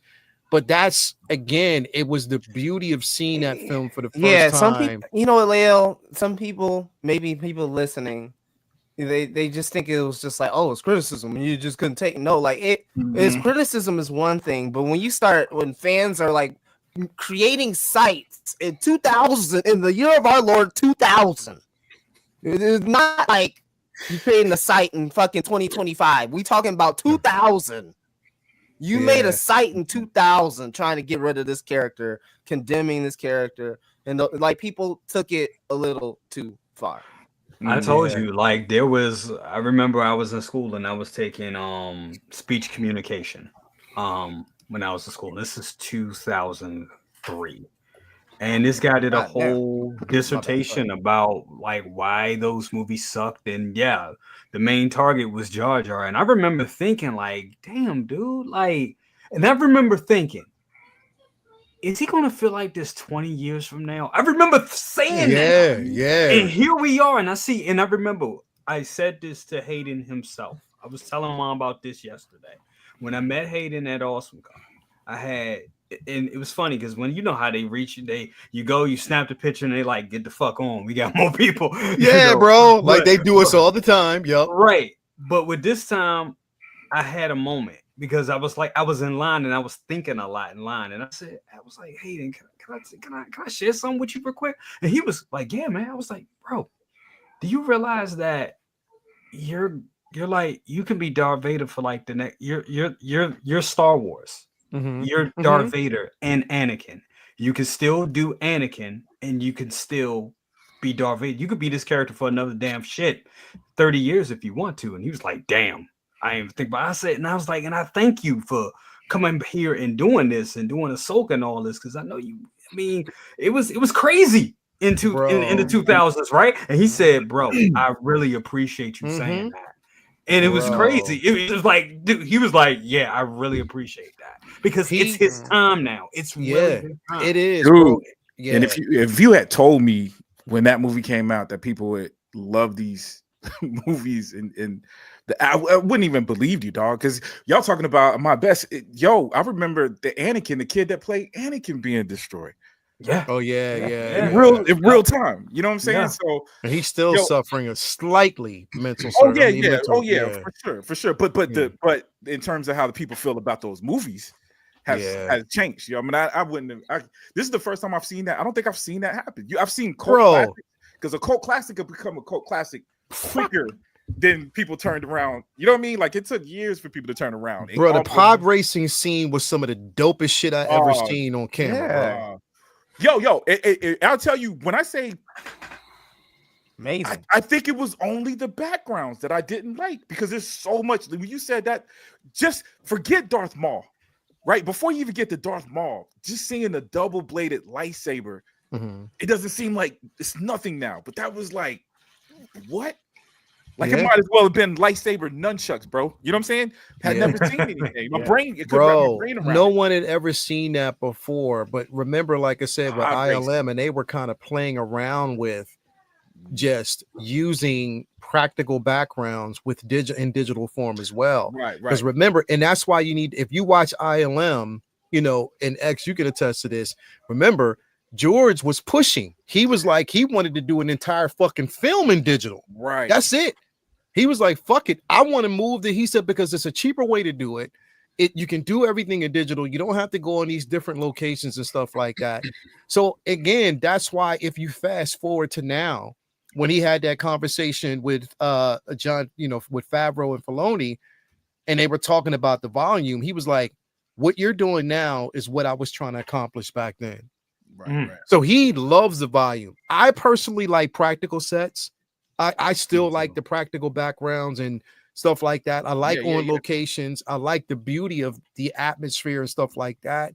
But, you know, I understand from a filming aspect of it where, you know, again, the digital, it's just that you have to kind of refine it. I'm not really too much of a fan of the volume, but I get it. But Jay, I wanted to touch on this real quick. The volume in the Batman was dope, though. The Batman, yeah, I thought the volume was dope in that movie. No, I love what they were able to do with. You know what? Because the Batman was more stylized, right? They were able to get those sunsets and those all those really great shots. Bro. And you see it up on the big screen, and you don't think, "Oh, this looks fake." You think it's world building. It's all world building. I like it's. I guess it's the old man to me that just likes practical. But imagine what we're going to be able to do with AI. I know. I don't even think about that. So people miss the point with the volume though. So because we think about the fake background, we think about the volume is actually designed for you to use practical. That means we can build half of the ship. We can build a lot more practically and just do, instead of using a green screen, they're using this.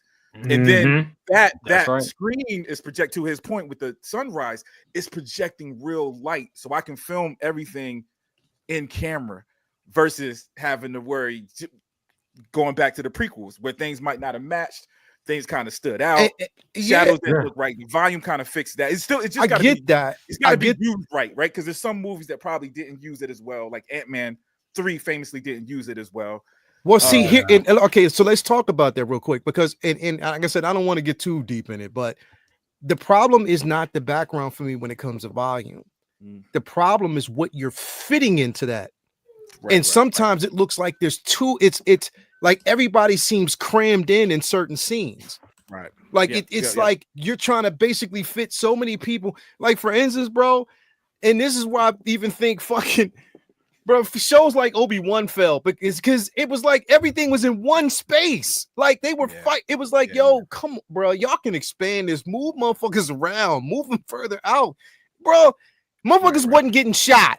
And I'm like, yo, guns were being fired in there. Motherfuckers, guns are blazing, and people were just backing up like they wasn't getting shot. You know what I mean? Yeah. It's too many people crammed into one space in the volume that I'm like, come on, man. Like practical sets allow you to have more expansion. That's just like when we talk about when Kirshner talked about what he did with Mark Hamill. I don't know if y'all watched it, but what he did with Mark Hamill for Empire Strikes Back. Right. They needed one scene. One particular scene, right? You remember this, X? One scene that they basically needed, right? And they couldn't get it anywhere else because of the weather and all that. These motherfuckers went to the back of a hotel and shot the one scene from the back of a hotel in an open space. And that was when Luke was, walking through the snow and stuff like. They shot that particular scene. They set up the cameras and got that shot, lit it well, and got the shot that they needed. Everything else was practical, painted in the background. They got it and killed it. Hello? Yeah. Hello. Yeah. Hey. Hello there. Hey.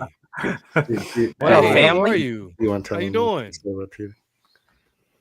How are you? Tell them what you just told me.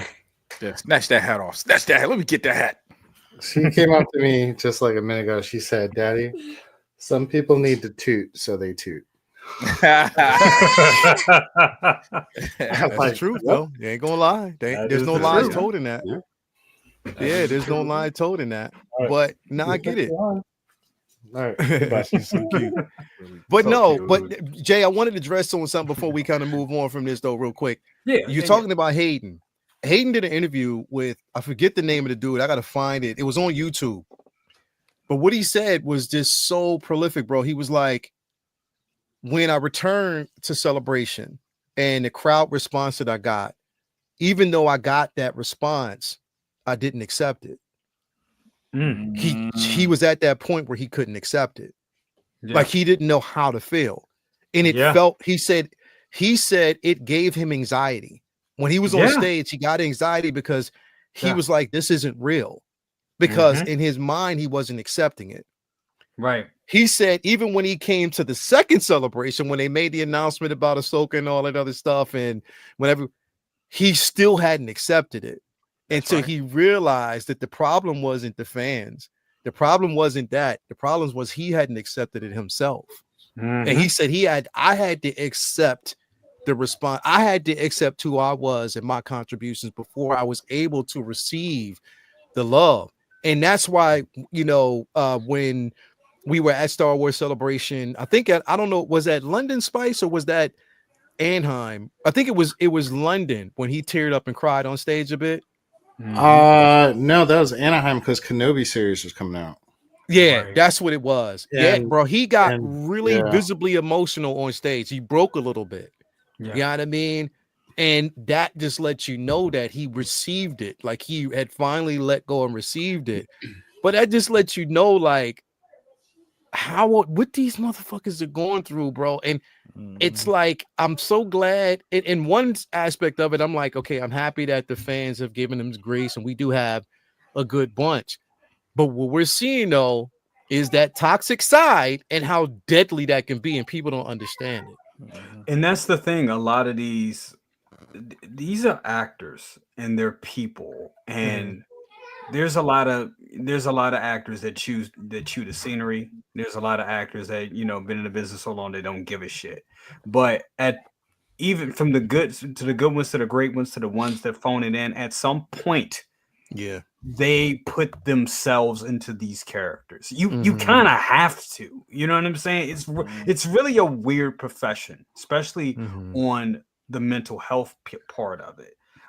Because at one, you have people saying that they don't like the character. They don't like this character. They don't like the character. They don't like the character. But as an actor that's portraying that character, yes, you're just playing a character. It's not really you. It's a character. But you're putting some of yourself in that. And you can only take that personal. You know what I mean? I think one of the, kind of... on subject, but not on subject, but but still the same thing.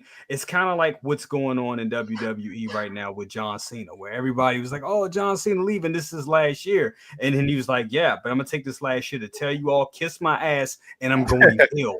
And I think that's beautiful because it's like you can see a lot of that emotion, even though he's playing a character, and it's all It's his chance to say "fuck y'all." Like, there you go. There you go. I've been taking shit for 20 fucking years, and here I go. Boom, I get to say what the fuck I want. Hey, Jay. Yeah, it's amazing. And you got to add on to that, too, that it doesn't happen as much now, and it doesn't happen every single time. But the fans don't allow these people to move on from these characters, even when we hate them either. You know what I'm saying? You got to remember the Christopher Reeve. Christopher Reeve played in other stuff, but it feels like a myth now because there's some people. Colin Farrell can play multiple superheroes and still do serious stuff. Ewan McGregor obviously moved on and did some other stuff, man. But then you got some of them characters for whatever reason, you know what I'm saying? Are Hayden Christensen is. You see him in Jump, you're gonna think it didn't remove him completely from Star Wars. You know what I'm saying? Exactly. And so it's a little bit different when. To remove yourself from that hate when you can hate that character and it's like, oh, cool, I'm moving on to the next character when it's like people aren't letting you move on to the next character. This is what you're known as forever. Yeah, that's funny what you said about Jumper. First time I met him, I think it was London, and I walked up to him, I shook his hand, and gave him a hug, and I was like, I haven't seen Star Wars, but I love Jumper. He's a guy. I remember you told me that, bro.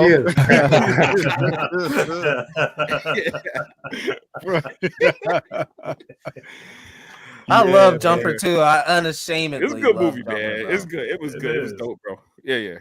Blurred Dad Life said, and I wasn't there, but I mean, I guess everybody else, because he said Ahmed Best called that out during a panel last week about the toxic fan. His statement was brilliant. It was brilliant. If you, like I said, if you watch Industrial Light and Magic, like if you watch that, he talked about it. X though, that fro he had, bro. Someone he need to line up a fade or something. I ain't like that fro, bro. I was like, come on, man, bro. You out there in public with that fro like that, dog?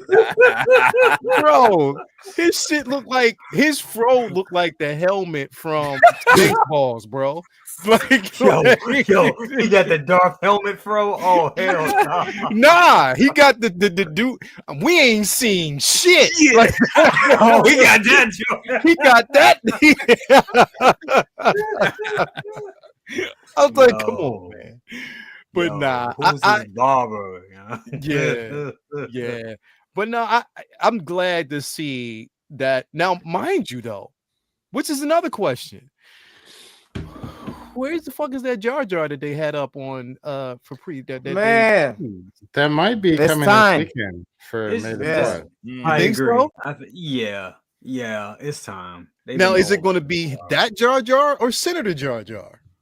It'll be that Jar Jar. Yeah. Nobody wants to see Nobody wants Jar Jar with a good. Nobody wants Jar Jar with a good job. Nobody want that. If they gave us Senator Jar Jar first, people will lose their minds. Now, if they do this, When I said Phantom Menace that shit, Jar if you would have Jar. heard the basic vibrato and disappointment in y'all voices just now, y'all was like, no. Yo, that's why I was laughing. You know, everybody sound like just King heard and mumbling. collectively, No, brother. no, It's like, no. If they give us Jar Jar, but then give him a Sith robe that comes with it, then that would show that Hot Toys is paying attention. Give us Jar Jar, but then give us a Sith robe so we can make our own Darth Jar Jars if we want. And I think that would be fantastic. It would just be great. and my okay, so now that we're talking about it though, since they've been showing these pictures, and then we know we're going to get another Anakin. Are we going to get this Anakin? Because this one was teased. Well, it's got a new hat. Hey, when did that come from? Yeah, that is that is the epitome of a Malibu fucking Stacy. Like, no, this is graveyard bait right here. They fucking with you. Right? They gotta be. I'm about to say, they fucking with us. Yo, that head sculpt looked like it was from the 15 years old, bro. It I don't know, because this is okay. Now, mind you, in the same picture was that, was the Palpatine. You know what I mean? So I mean, it could be another exclusive 1500. Why not? You know? Yeah. Y'all wanted another Anakin, right? If I would do because that, it's so close. Do you dirty? It's so, you know, Jay, you might be onto something because it's so close to the Attack of the Clones Anakin. Yep. From the same movie. It's just a poncho over, what is poncho and more ceremonial blouse. Yeah. So I can see them doing an exclusive 1500. You know what I'm saying? He didn't People do anything when he was wearing that. He didn't do anything. He didn't do anything. He was carrying luggage. Exactly. Yeah, for real. Somebody called him Simp Anakin earlier, and I'm like, damn. Please come with the luggage. If it doesn't come with the luggage, that is a missed comes with opportunity. luggage, I would die. Bro. But here's Jar Jar. That's what I'm saying. Like, what if he came with a little bubble speech thing behind his head that says, "Yes, my lady." Oh God. Bro, he was mad as fuck when she shut him down. Oh, she's like, "Oh no, he's not a Jedi. He's just a Padawan." He said, "Quick, motherfucker!" Yes. It like he wanted to say, "Bitch." Bro, like Key and Peele, when they was like, I was like, "Bitch." No, but did you really say that though? Did you like You said it just like that? Did you say it like that though, right? I don't know. Do want to talk about this though, because like I said, I didn't want to kind of go too far off or on the deep end, because we do got one more to kind of talk about or to go over, and that's this. We got the Prey Predator, and again, it looks good. It looks really, even though, like I said, because the torso and everything is seamless, so I'm glad they did that. You can still now the arms, like the elbow and knees, but it's how they did those legs that you cannot tell. The paint application on this motherfucker is incredible. It is. It looks good. It is incredible. Ray, if you out there, I need you, Ray. If you out there, I got this on pre-order from Underground, and yes. I wasn't gonna get it because I was like, he too you said it was too ugly. I remember that. Too ugly to come in my fucking house. But then I saw it. I was like, I'm gonna keep I'll get it. I'm just gonna keep the helmet on. But yo, he looks good. He looks good, bro. They did a good job with this. Look at the little god damn it. He just ugly as shit. Damn, he look like a fucking roach in it. Yeah. Anyway, goddamn. It's available over at Underground Figures. You can pre-order it. Yep. Jeez. Still available, so that's what I'm saying. This motherfucker, but it's sold out on Sideshow. Like it's but over at Underground, you can pre-order it. Yeah, you can definitely get it, bro. I here's the thing: is my only thing is like I was like, why didn't they just give us a Naru, bro? They could have gave us. That's what I was about to say. If they released Naru, I'm in, yo. I mean, we can all dream. We can dream. Yeah, she's so pretty. She's so pretty. Bro, like you see her now. She was dope, son. She was dope in that movie, man. She was dope, bro. Yeah. But this it's that because we're getting this we're definitely going to get more from Predator Badlands, and we have the Samurai Predator, and I heard that the what is it, the from the original yeah, that's coming. So Predator fans are eating good right now, bro. Like they are really eating. Dominator, I'm talking about you, but they are definitely eating. Yep, he said for me. Yeah. For me, bro. Definitely you are eating, bro. After Predator Badlands, more or less confirmed AVP 2.0. Yeah, because you're right. Because there's going to be an Alien versus Predator 2.0, considering the simple fact that now, have y'all seen the trailer yet? Nope. Because Ellie Fanning is a willing android in that trailer. So that's going to be incredible, bro. I can't. Yeah, Jungle Hunter 2.0 coming soon. Yeah, I know a lot of people are waiting on that, man. But yeah, I gotta grab, dude. I have no Predator figures, man. So I'm gonna go ham on. Go ham on these joints, bro. I'm sorry, Roberta, because I was just looking at your message. God damn, I feel sorry. Oh yeah, you saw a dude just got hit with like 7 pre-orders, bro. Sideshow, dirty shit. That's 2100. Oh, that was the 2100. $2,100, bro. 21 Jump Street. $2,100, bro. Damn. He got booty spanked, bro. See, that's why. This is why. Bro. Nope. And here's the thing, because half of my stuff is basically either through Ray at Underground or Hawk Wars, so they're gonna get late. But yeah, like if y'all ain't ready, switch the motherfuckers to payment plans while you can. That's what I do. Yeah, shit. I had to say, not bye, but I'll see you a little later to that Superior suit. I got some other shit going on right now. I can take in another Spider-Man just yet right now. Yeah, because I just and they want to take money out the day before I get paid. Like, damn, nigga. They do that shit too. You be like, you know what? You can call them up and push the day. I've done that too. I've done it. You can definitely push the day. I was like, look, y'all trying to pull this shit out on a Tuesday. Payday is Friday. You get my drift. Y'all trying to take. All right. And they'll definitely move it. Nope. To see, but yeah, I think I'm good on waiting it because I still got that Darth Maul that the shipping as well. Yeah. So I'm just glad that y'all getting them. I'm just glad that y'all getting them dewbacks. That's what I'm saying. I'm glad. Yeah, bro, right. X got his nose. You look at X's eye. Yeah, I'm real thrilled about that. That's fucking amazing. He got hit with that tariff price, that tariff charge. Ooh, they got you. Ooh. Yeah, it's like, $42. I'm like, all right, well, fuck my life. That's okay. That's okay. That was a good tank of gas, but okay. Yeah. I know, right? Now I don't even have a car, but damn. Bro, they it was a good meal, Mm-hmm. Oh yeah, it could be a rack of ribs, Yeah. And I just got the notification now that in 5 days, my Miles, Miles G. Morales is going to be charged. Wow. Why didn't they have this stuff before now? Like, surely they didn't just show up. Yeah, no, they've been stocking these up. I've been telling you, they've been stocking these things up so that they can just do it and make their money like in big chunks instead of like little as it comes in. They just doing big chunks right now. That's what I thought, yo, because they said I'm getting my Flash next week, man, and that's like I know that thing. Everybody got it, man. I know. Oh shit!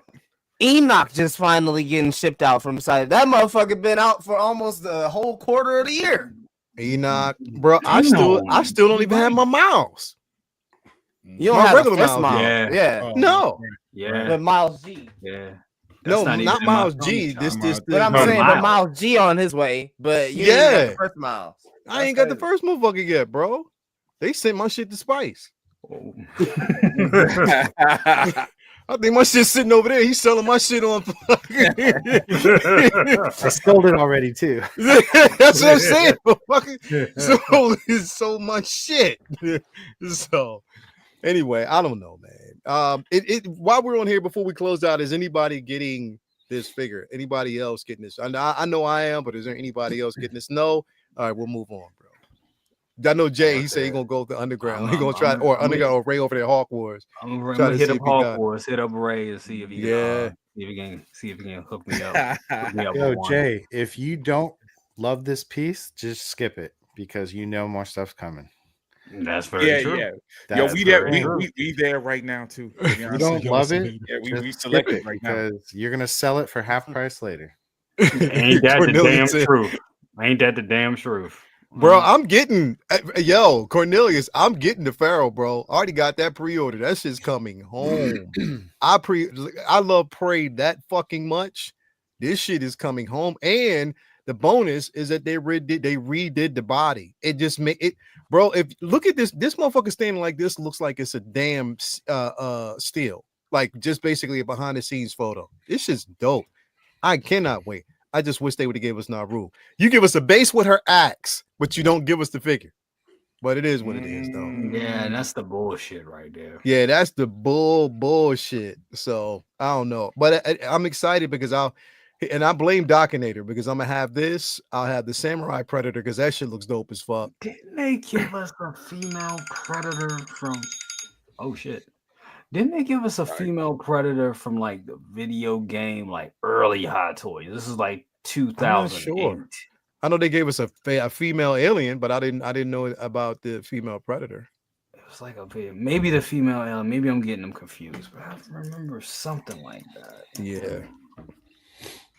Yeah, but nah, this motherfucker's coming home. I can't wait. I'll, pray to the guys that we get a Naru down the road, but just to kind of have this motherfucker right here. And here's the thing, keep this in mind, y'all. It was a female try show. Yep. Yeah. She Predator. Machinko. Yeah, Machiko Predator. Yeah. Yeah, that's what it was. Yes, they gave us Machiko from the comics. Yep. There you go. Docinator was gonna know about that. I knew Docinator was going. Yep. And Docinator, he got. Yeah, man. But I'm definitely and keep this in mind though too. If you're a Marvel comic fan, they've already crossed over, so that can happen. That him and the Samurai Predator were one of the reasons why I was getting the Hugh Jackman seamless body Wolverine. Mm-hmm. Because I want to act because he has the Muramatsu, well, not the Muramatsu blade, but you can act like that blade is sort of like, you know what I mean? That's gonna be dope. Little But yeah, man. But yeah, that's it, man. I mean, we gonna sit back and watch these next couple of days and see what's gonna happen. Probably tonight. Like if I get a notification, Brother Cousins live streaming right now, I'm like, drop. 2 o'clock in the morning. Some shit didn't drop, bro. Like something out or whatever. But we'll definitely see, man. But yeah, man, we just gonna wait because they, like I said, I mean, May the 4th this weekend is Sunday. Revenge of the 5th on Monday. So who knows what they're gonna give us the rest of this week, man. We know we're gonna get that light side Revan sometime this week. It's going to happen, but no way they tease that in 2025, then get around to actually showing it in 2026 or something. I just can't see that. Yeah, bro. Yeah, don't. Yeah. We'll see. Anyway, man, Spice, what you got going down, bro? What's going on with you, man? Nothing. Selling shit. Yeah. So yeah, I'm still selling a bunch of my figures just because I don't have space for them, and it's just too much. So I think we all jumped in the hobby and overdid it, and then it's I don't got room to display all this. I just have to cycle it through. So I might as well let somebody else have it. So I'll take it. And I sold your Miles. So I made a good motherfucker. Sold it to me. I even Calvin picked it up at Toy Sapiens. It's just right there sitting on the floor. Well, yeah, he sure did. I saw the pictures and photos and stuff like that. He was saying Sapiens is smaller than what people think. Yeah, So, I was disappointed, but I didn't say it because I went there before him. He was still on the train. So He's like, You're like, oh yeah. no, I didn't say wanna, this. like. I mean, if you tell somebody something sucks and then they go into it with that mindset, so I wanted him to like just make his own decisions about it. But Yeah. I mean, it was real small and like I don't know. It was people talk about it, but it's not. It was okay. It was all right. It was like 6 out of 10. Oh wow. Yeah, word. Anyway, bro, thank you for dipping in. Pleasant surprise, man. To see you kind of dip in, man. Definitely appreciate that, brother, as always.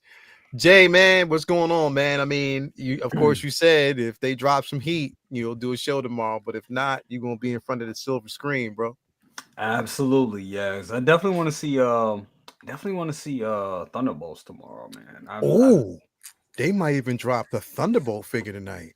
Yeah, they just may. Oh shit! We all are. Who's the Thunderbolt? But yeah, there's still stuff going on. And like Hot Toys, like, hey, we got that Marvel license too. So yeah, we all going crazy right now. Yeah, Cornelius is like it's Sentry teaser. It'd be either Sentry, it'd be Yelena Belova, or it'd be Bucky, or it could be the Red Guardian. Yeah, so it'd be one of those. I think that you almost picked the whole team, Leo. It'd be one of them, or it'll be John Carter, or it'll be. I mean, I'm just saying because the U.S. agent and the Ghost are going to be last. Yeah, if they even make them, they just need to. If they're gonna do it, then they need to do similar to what they did for the. I know this is gonna burn some people when I say this, but similar to the graphic that they did for the Guardians of the Galaxy Volume 3. When they had all of them, that would have to be. That's what I would expect. And that was some bullshit because shit, we still ain't get damn Gambit in Elektra yet. Yeah. Yeah. Sorry. They haven't even showed him, right? Some bullshit. It's been that long, bro. We starting to forget. But hell, Hot Toys might just drop that Gambit after Doomsday. Since he in it. Yeah. They can wait now. They ain't got to be like, oh, let's attach it to Deadpool and Wolverine. They could. You're right. You're right. The station. You're right. They can wait. Nah, they probably gonna change his costume for that. They gotta release. They're not gonna use that same costume, bro. What? But fourth and fifth, bro. You're damn right, bro. His whole life, huh? Gambit only wore one pair of clothes his whole life. No. I agree, but it was dope. But it didn't look as functional. It was cool in that movie. I can't see them. I don't know. It might look similar. They might give him the animated look, his beach shorts and his little crop top. I don't know, but he did drop a lot of weight, bro. He is in shape right now. Oh yeah. So he's doing some things, man. So we'll see. Yeah. But yeah, Jay, man. As always, bro. Looking forward to see this. Yeah, man. Thank you so much for having me, man. It was a blast. Yep. Hello, as always, brother. Prop, man, what you got going on, man? Where's that Spawn? Which one? What y'all want to see? The All-Star? Show that Spawn. The little All-Star? That All-Star book, you gotta have me dying, bro. I don't know. I feel cheated by this, bro. You know what? That book costs $1,000. Damn, bro. At least have a signature. Shit. Almost put him up, man. And I decided now I gotta keep him. Gotta keep him by the computer, baby. Hey, Prop, the GameStop one almost got me too because I saw the GameStop one. And I was like, damn, the cape, that joint look tight. And then I saw an unboxing. I was like, that joint small as shit. And it was statue. Yeah, man. Yeah. And it's crazy. I just bought a McFarlane Venom. I think it was Venom number 5. Mm-hmm. Yeah. Dude, it's dope, son. It's made out of plastic. $40. Beautiful, bro. So I don't know what he's doing with this, man, but he got me. I got it. Yeah. Bro, thanks, man. Thank you for being here, brother, as always, man. Appreciate it. He don't care about all the other shit like he care about Spawn. I'll tell you that much. Pretty much. Made himself off Spider-Man, but it's whatever now. Yeah. X-Men, what's going on with you, bro? Ooh, I mean, I'm still coming off of the high of watching Sinners for the second time last night. Beautiful, man. So every time I've seen it in IMAX, and it keeps getting better every single time. It gets better every time, bro. Four times. Love that movie. Yo, Leo, was that you that posted the Native Americans? You like, I'm gonna send this? Yeah. It means I warned you. Yeah. That was not my means problem. I'll let you. Bro, they saw, they looked, they talked to him, they looked in the crevices, was like, all right, so you rocking like that? All right, deuces. I just want to say this. With that, you could do never showed up again. A prequel, check it out. A prequel. The twins, Al Capone, and in the prequel, it's a straight up gangster movie. Kind of like a la Untouchables. You cooking, bro. Let's go. So you talking about doing a universe, and it don't even have to be vampire stuff. Yeah, and then you can do a TV show with Remick and the in the Native American tribe hunting them all throughout history. Yeah. Right. Well, hey, did you see with the soundtrack? Somewhere on the soundtrack, I guess they got pictures on Spotify. And they've got newspapers showing. So it was basically was a Dracula story. Yeah, you know what I'm saying? There was a ship empty, and but there was music coming from it the night before. Dog, super dope, man. That they got backstories to some of these characters. I'm so happy to see that film doing well. It's doing super well, bro. Oh, 6% drop in the second, dude. When I saw it, that's unheard of. When I saw it on Sunday. Theater was packed in IMAX. They selling IMAX tickets like on eBay and everything. On eBay to get in, bro. Yo, I think it's that fucking little clip, that little video of Coogler breaking down the IMAX and shit and breaking down. That was a masterclass in filmmaking. He's like, check this shit out. Check everybody this out. Be telling me that. Yo, did you see this? And he broke it it's down. Dope. He broke it down. What he's talking about. You took your ass to school. Ren said that. He gonna start asking like when he does commissions, he's gonna start asking for his money like this. Little... you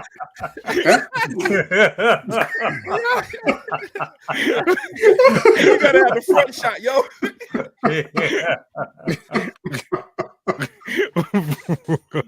Cornbread. Oh, poor cornbread. Cornbread, bro. They go pour it before him. Fuck. Dumbass went over there, fucking took a pee, fucking 3 football fields down away from the goddamn club. Yeah, that's what your ass get. Going so fucking goddamn far. Yeah, it's going to definitely hit 200 million this weekend, bro. And that's the thing, is motherfuckers get this out. Mind you, it's 200 million on a $90 million budget, I think. So yeah. And it probably would have did well in China, man. Yo, these tariffs is messing up. He did my movies, man. He did it if they would have accepted it though, even without the tariffs. I don't know if they would have. You know what I mean? It is what it is. It's right. He has 100%. He has all the. It's like his intellectual property. He gets the rights back in 27 years. 25 years. 25 years. 25 years. Yeah. And because they were writing making about it, and they're writing about it in like the most negative way. It's like he's not the first person to do this. Yeah. So why are you upset that this black man gets ownership of his? Bro, it's his shit. It's his shit. They know damn well that this shit is going to have an expanded universe. And be honest, let's be honest. In about 10 years, this shit is going to have a stage play. It's going to be on Broadway and all that. Oh yeah, fuck yeah. He knows that. He knows that. This shit was built for Broadway. The shit that pissed me off though, I like The Rock. I watch Roka, and I love Roka's take. Roka's like definitely, he's in a, but no, it wasn't what he said. It was fucking Jeff Snyder, bro. Jeff Snyder. If anybody knows Jeff Snyder, he's always motherfuckers leaking shit. He always lets you know who's going to be in what, and like major, major editors and everybody always goes off of his information. But what he said about Sinners, bro, pissed me the fuck off. What'd he say? Because he was like, everybody's overhyping this movie. He doesn't know why people are saying that it is a masterpiece. and all this other stuff. It had a lot of flaws. He gave it a B or whatever, but this is the shit that I can take that. Yeah. I can take that because that's his own personal opinion. Bullshit. But when he got on fucking Roka's show and said, yeah, I don't give a fuck about all the history and the breakdown and all that other whatever, I'm like, whoa, what? What the fuck you say, bro? What part of history? I even typed live. I was like, yeah, you lost me on that one, bro. What part of history was he talking about? He's talking about the whole fucking breakdown of what he's like. Yeah, I don't care about everybody breaking it down and all the history behind this, that, and the third. That don't matter. It's just that was it a good cinematic experience? And it wasn't. I'm like, what the fuck is you talking about, bro? Okay, so I guess Honora was. Fuck that. And here's the thing. I liked Honora, but Honora could have been shot on a fucking iPhone. And at the end of the day, for the first hour of Honora, I know certain people would have been like, yo, what the fuck am I looking at? A couple kids in a strip club? What the fuck is this? That's it. Okay? That's what you was watching, the stripper the entire fucking film. It didn't get good until the last hour, then it all comes together. Bro. This shit was fucking cinema at its peak. I'm at its peak. You know what this was? I've been telling, and I've said it, Leo, right on the other show differently. Dude, I think I was comparing it to Raiders of the Lost Ark and those kind of movies, which is weird because it's not the same kind of movie. But the word that I was probably looking for is experience. This joint was a complete experience, dog. That's what it was. Because even the fact that the genre switch was going back and forth, and you had this, even that it can switch from this genre to that genre and still be entertaining. It still felt like it was a great movie, even without the fucking vampires. It was an historical event, and this through music, bro. Dude, yo, man, it would have made this movie 10 times better. Is it for Verticus was in it, bro? If he would have been in the juke joint, bro, that shit would. Could you imagine?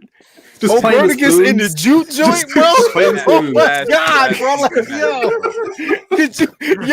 I can imagine Verticus when Cornbread's at the door. I can imagine Verticus like just rise up and be like, "Yeah, y'all don't let that nigga in, bro."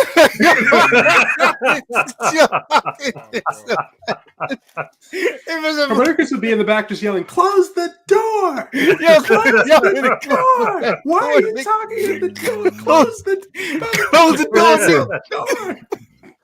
I think for every person that knows me would write me in a movie very specifically. I would love to just build all of your scripts just to read just to entertain myself or whatnot. I'm like, is that me? Yeah.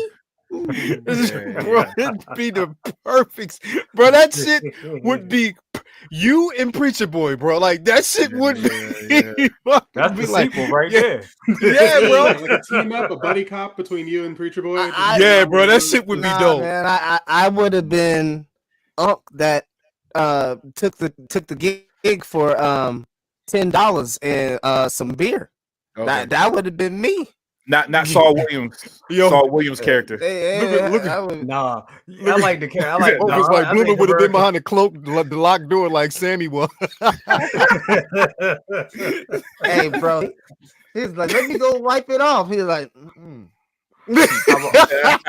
How about my man with the wooden coins though? He was like, "Well, y'all some classic niggas up in here." Bro, the movie was just amazing, bro. It was, and Chick the same, bro. I after I seen this, Rand said.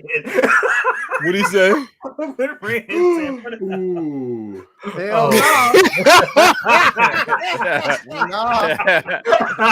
Hell no. Oh, yo, poor guy. Bro. I mean, that brother. That brother woke up morning like, where's she at? Where's she coming back? He said, Boomer needs a British accent, bro. Boy, bro, listen. I'm saying, and I say this after number one, Woomy, bro. She needs an Academy Award. Mm-hmm. She can act her ass off, bro. Oh hell yes. She can act her ass She puts the work in, bro. Yes, and you does. see what Marvel did, right? After this movie dropped and she started getting shine, they said, "Yeah, B something is going to be in." Did they? Yeah. You know, They got her quick. They called her like, "Hey, what you doing in the next 6 months?" Yeah, we gonna need you. Yeah, you in there? You in there? You in there? Bro, they gonna put a chair and they gonna just have her name, bro. You already know. But I didn't know she had an accent. When I heard her accent, I was like, she's British. Yeah, But my God. the chick that played Sammy's, she could be the perfect. If you see her, she has Storm features, bro. Of course, yeah. She has Storm features. Yeah. Bro. Oh yeah, Jamie Lawson is the name, I think. Yeah. I was thinking about Leia. We think alike because I was looking at her. I was like, that could be Storm. We all still on the lookout. We always looking for stories. Hey, Spice, did you see the movie yet, bro? No, because I wanted my wife to go with me, and she can't do like gore and stuff. So, It ain't really gory. It ain't that bad. I looked up on IMDb for like the rating content, and it said extreme gore. No. It's in there, but it's not like it's almost like someone. It's not gratuitous. I don't even think anybody got disemboweled. It wasn't even anything like that. It was just bites and stuff like that. I've seen a lot worse than the last episode of Daredevil. I'm just saying. No bullshit. Yeah. I can't vouch for this movie not being gory, and then we show up and it's gory, and they should never trust me again. She'll never trust him. She's like, nah. All right, Spice. But nah. You. Yeah, bro. You gotta go. Tell your wife I'm going with Chris, and she'll be like, "Oh, cool. He's cool." Yeah. Let me know how I even tried to tell her it's a black movie and we have to go see it, and she's like, "Nah." She's looking through the rule book like, you pulled the black card on her? Yes, I did. She pulled the black card. You know, back. You liked Black Panther, didn't you? Didn't you? I told her it was for the community, and she still didn't go for it. So, like, we have to see this movie. It's in the rules. Yo, by the way, that usually works. By the way, me and Hobie, we gotta tell you about this black white party we went to. It's crazy. Oh yeah. Well, I gave him bits and pieces, but that was great, bro. Hey, well, that's a good thing, man, because I felt a certain kind of way when every female in my house wanted to go. Oh man. Yeah, we gonna see that Michael B movie. Oh yeah. Oh that's fine though, because I was going to see Woomy and that's fine, bro. You can go see. Because Woomy fine. I don't care what nobody say. Bro. Oh, she's beautiful, bro. Hey, and how well she was represented in that joint, man. Yeah. I just love what Haley Steinfeld was like. Boy, if you don't get the fuck out my face. Yeah, bro. All she needed to put was the up. All she had to say is put up in that joint. You don't get the fuck up out my face. Yeah. You to put that in there, bro. Oh man. Bro. Like, that girl was doing it. Who's what's that young God, what's the girl that plays Gamora? Plays Star Trek. You talking about Zoe Saldana. Yeah. Dude, this girl is right behind her, bro. She's playing in a lot of stuff, man. A lot of who you talking about? Well, my girl that do Spider Gwen. Does she do Spider Gwen? Oh yeah. She's in a lot of, but she's Haley's not, bro. She's dope though. You know what? She's I mean, in a good way. That's what I'm saying. With this though, I mean, I think her stock's gonna go way high. Her price is gonna go way up. I mean, with the social media and all that shit, and like all these memes, she's. I was about to say, once they make you a meme, that's it, yo. Yeah, she's out of here. Haley's texting Hoberticus right now. He's stealing from Josh Allen. No comment. Hey, Renz, I'm gonna need you to make a Haley Steinfeld Hoberticus photo, bro. Now, come on. Man, that's crazy. You just ain't planting shit just out of nowhere on this motherfucker. Come on. But now, Hoberticus, man, what you got going on, bro? Man, really, first and foremost, always a pleasure to be here with my brothers on the panel. Always a blessing to be here and talk about all of this plastic stuff and glass and plexiglass that surrounds us. So really a blessing. As far as anything 6 scale, I had the superior suit supposed to come on in, but I am pushing that back. So we could officially talk about this, Spice. I wanted to keep that off the waves, but I will be bringing in artisan Darth Vader, courtesy of my friend here, Spice Runner. So I'm making all room for that right now. So really excited about that. Damn. Good. No, listen. There's a story behind this. Listen, we were at Star Wars celebration. Damn, we were at the black. I don't know if it's a black-white party or a white-black party. It's every time it's a black all white party, bro. It's an all black, all white, all Who party. gave this man party. a black card and didn't tell him how to talk about it, y'all? Yo, we got to this Every thing. time he says black and white party, I'm thinking like, dude. So where? Bloomer tells me that I should have been watching some episodes of Power before I got there. Because we were sitting. Give him a precursor or something, you know. Ain't the greatest representation. Here's the story behind it. We were sitting there. We were sitting at the bar, and my wife was texting me. She's like, "Are you scared?" And I was like, "Nah." But and Hobie was having some drinks, and he started tearing up. You know how he does. He getting real emotional. He's like, "Bro, you can give me that. You can give me that Anakin, bro, man." And he started tearing up, and I just hit me right here. Hit you with the tears. Hit me in the heart, and I said, 90%, I got you, and I got it. So that last the funny thing is, I posted those pictures. I posted. Your wife messaged you saying, "Are you afraid?" Let me hear what the name of the because this black and white party started to sound like a segregation party. Like what's the name? Like, what was the name of it? Are you afraid? You're like, I'm not afraid. It's like, you will be. You will be.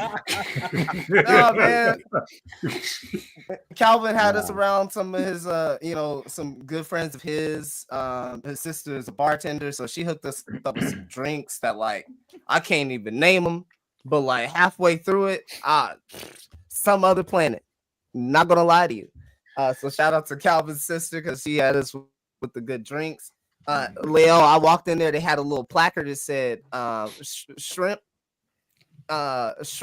and catfish and chicken boxes with fry. I said, yeah, okay. Let me get that right now. Instantly, I was so happy because it was the last box, and people kept coming up to me while I'm eating my chicken. It's like, "Oh, where you get that at?" I'm like, behind me. And she was gone. She was gone. She was gone. The whole table cleaned up after I got my box. It was like, I was like, man, let's go outside. We're about to get jumped from my chicken. There was one other white person there. This lady walks up to the bar and she looks over to me and her face just lights up like and she was like tribe. She was not like attractive or anything like that, but her face lit up like, oh, we're in this together. I looked right away. I was like, nope. Together? No. We're supposed to be together. No. Nah, this lady, she was excited. She saw me, and I was like, nope. I don't know. Nah, You on your own. You're not my people. You're not my people. Yeah, but it was some nice specimens out there. Make you almost break your neck, and you kind of try to figure out how did you not even how you fit in them jeans. How did you fit in the car? That's how. Was that your pickup line? Like right there? Was that the pickup line? I need to. Yeah, I need to use that one. Maybe. I don't know how you fit in those. You work on that one. Work on that one. I'll workshop it. It works out that way. How did you fit in that car? Oh wait, that doesn't sound right. I can't tell if that's a booty thing or is that a person thing. Booty. The booty was crazy. Okay. It's Cheeks Day, so let's appreciate the cheeks. When your ass is hugging the corner that you walked by 2 minutes ago, that's a conversation. I agree. Well, anyway, man, thank you for being here, bro. Thank you guys out there. Anyway, dump trucks aside. Get out of there. But anyways, this motherfucker got a dark side. He got a Darth Vader, bro. Actually, you know what? But no, I'm happy for him. I did, and shout out to Uncle Keith for getting me this, Galen Urso, man. I definitely appreciate it, bro. Don't pull up that box, bro. I knew you was gonna... Oh, he got you that too. Yeah. Shout out to Uncle Keith, man. I definitely appreciate it, man. Thank you so much, man. As always. Oh, he said done. He's gonna make it. Okay. Anyway, thank you so much. Well, fuck you too, then. He said he's gonna do it. Somebody put his head on Ricky Tan. Philly, go get his head and put it on fucking Ricky Tan. Get it back. Back. Word. What'd he say? Hold on, what do you do? Oh, okay. Lord. Damn. Man works fast.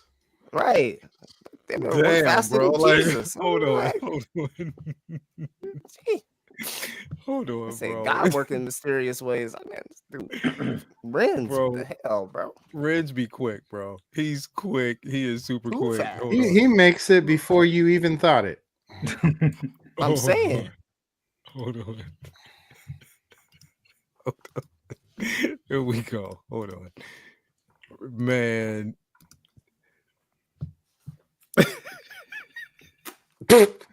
That's funny as hell. Wow. Bro.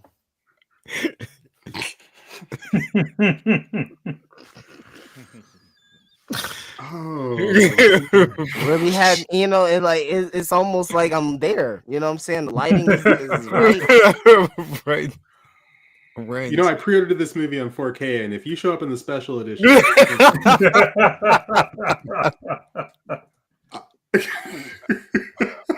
you're welcome. You said you're welcome. It'll just be one scene where you'll walk in front of the camera, in the foreground. It's like that's just it. You're just gonna like see a one special dread. edition, like a Star Wars special edition situation where it's like, I know that Negro. One dread. You like, oh. Hey, like a Hot Toys fucking teaser. One dread just out here.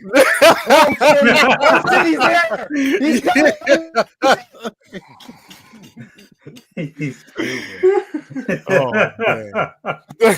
Yo, bro, this is an asshole. Oh my god. Anyway, man, thank y'all for being here. Great show, man. I appreciate it. Everybody out there, thank you so much. What we got? We still got Uncivilized tomorrow night. We're going to talk about the 3 episodes of Andor, which were incredible. Figure Flex Friday, Collectors Lounge on Monday, on Sunday, Comic Book Talk with Friends on Monday. So it's a full rotation, man. Thank you guys for being here.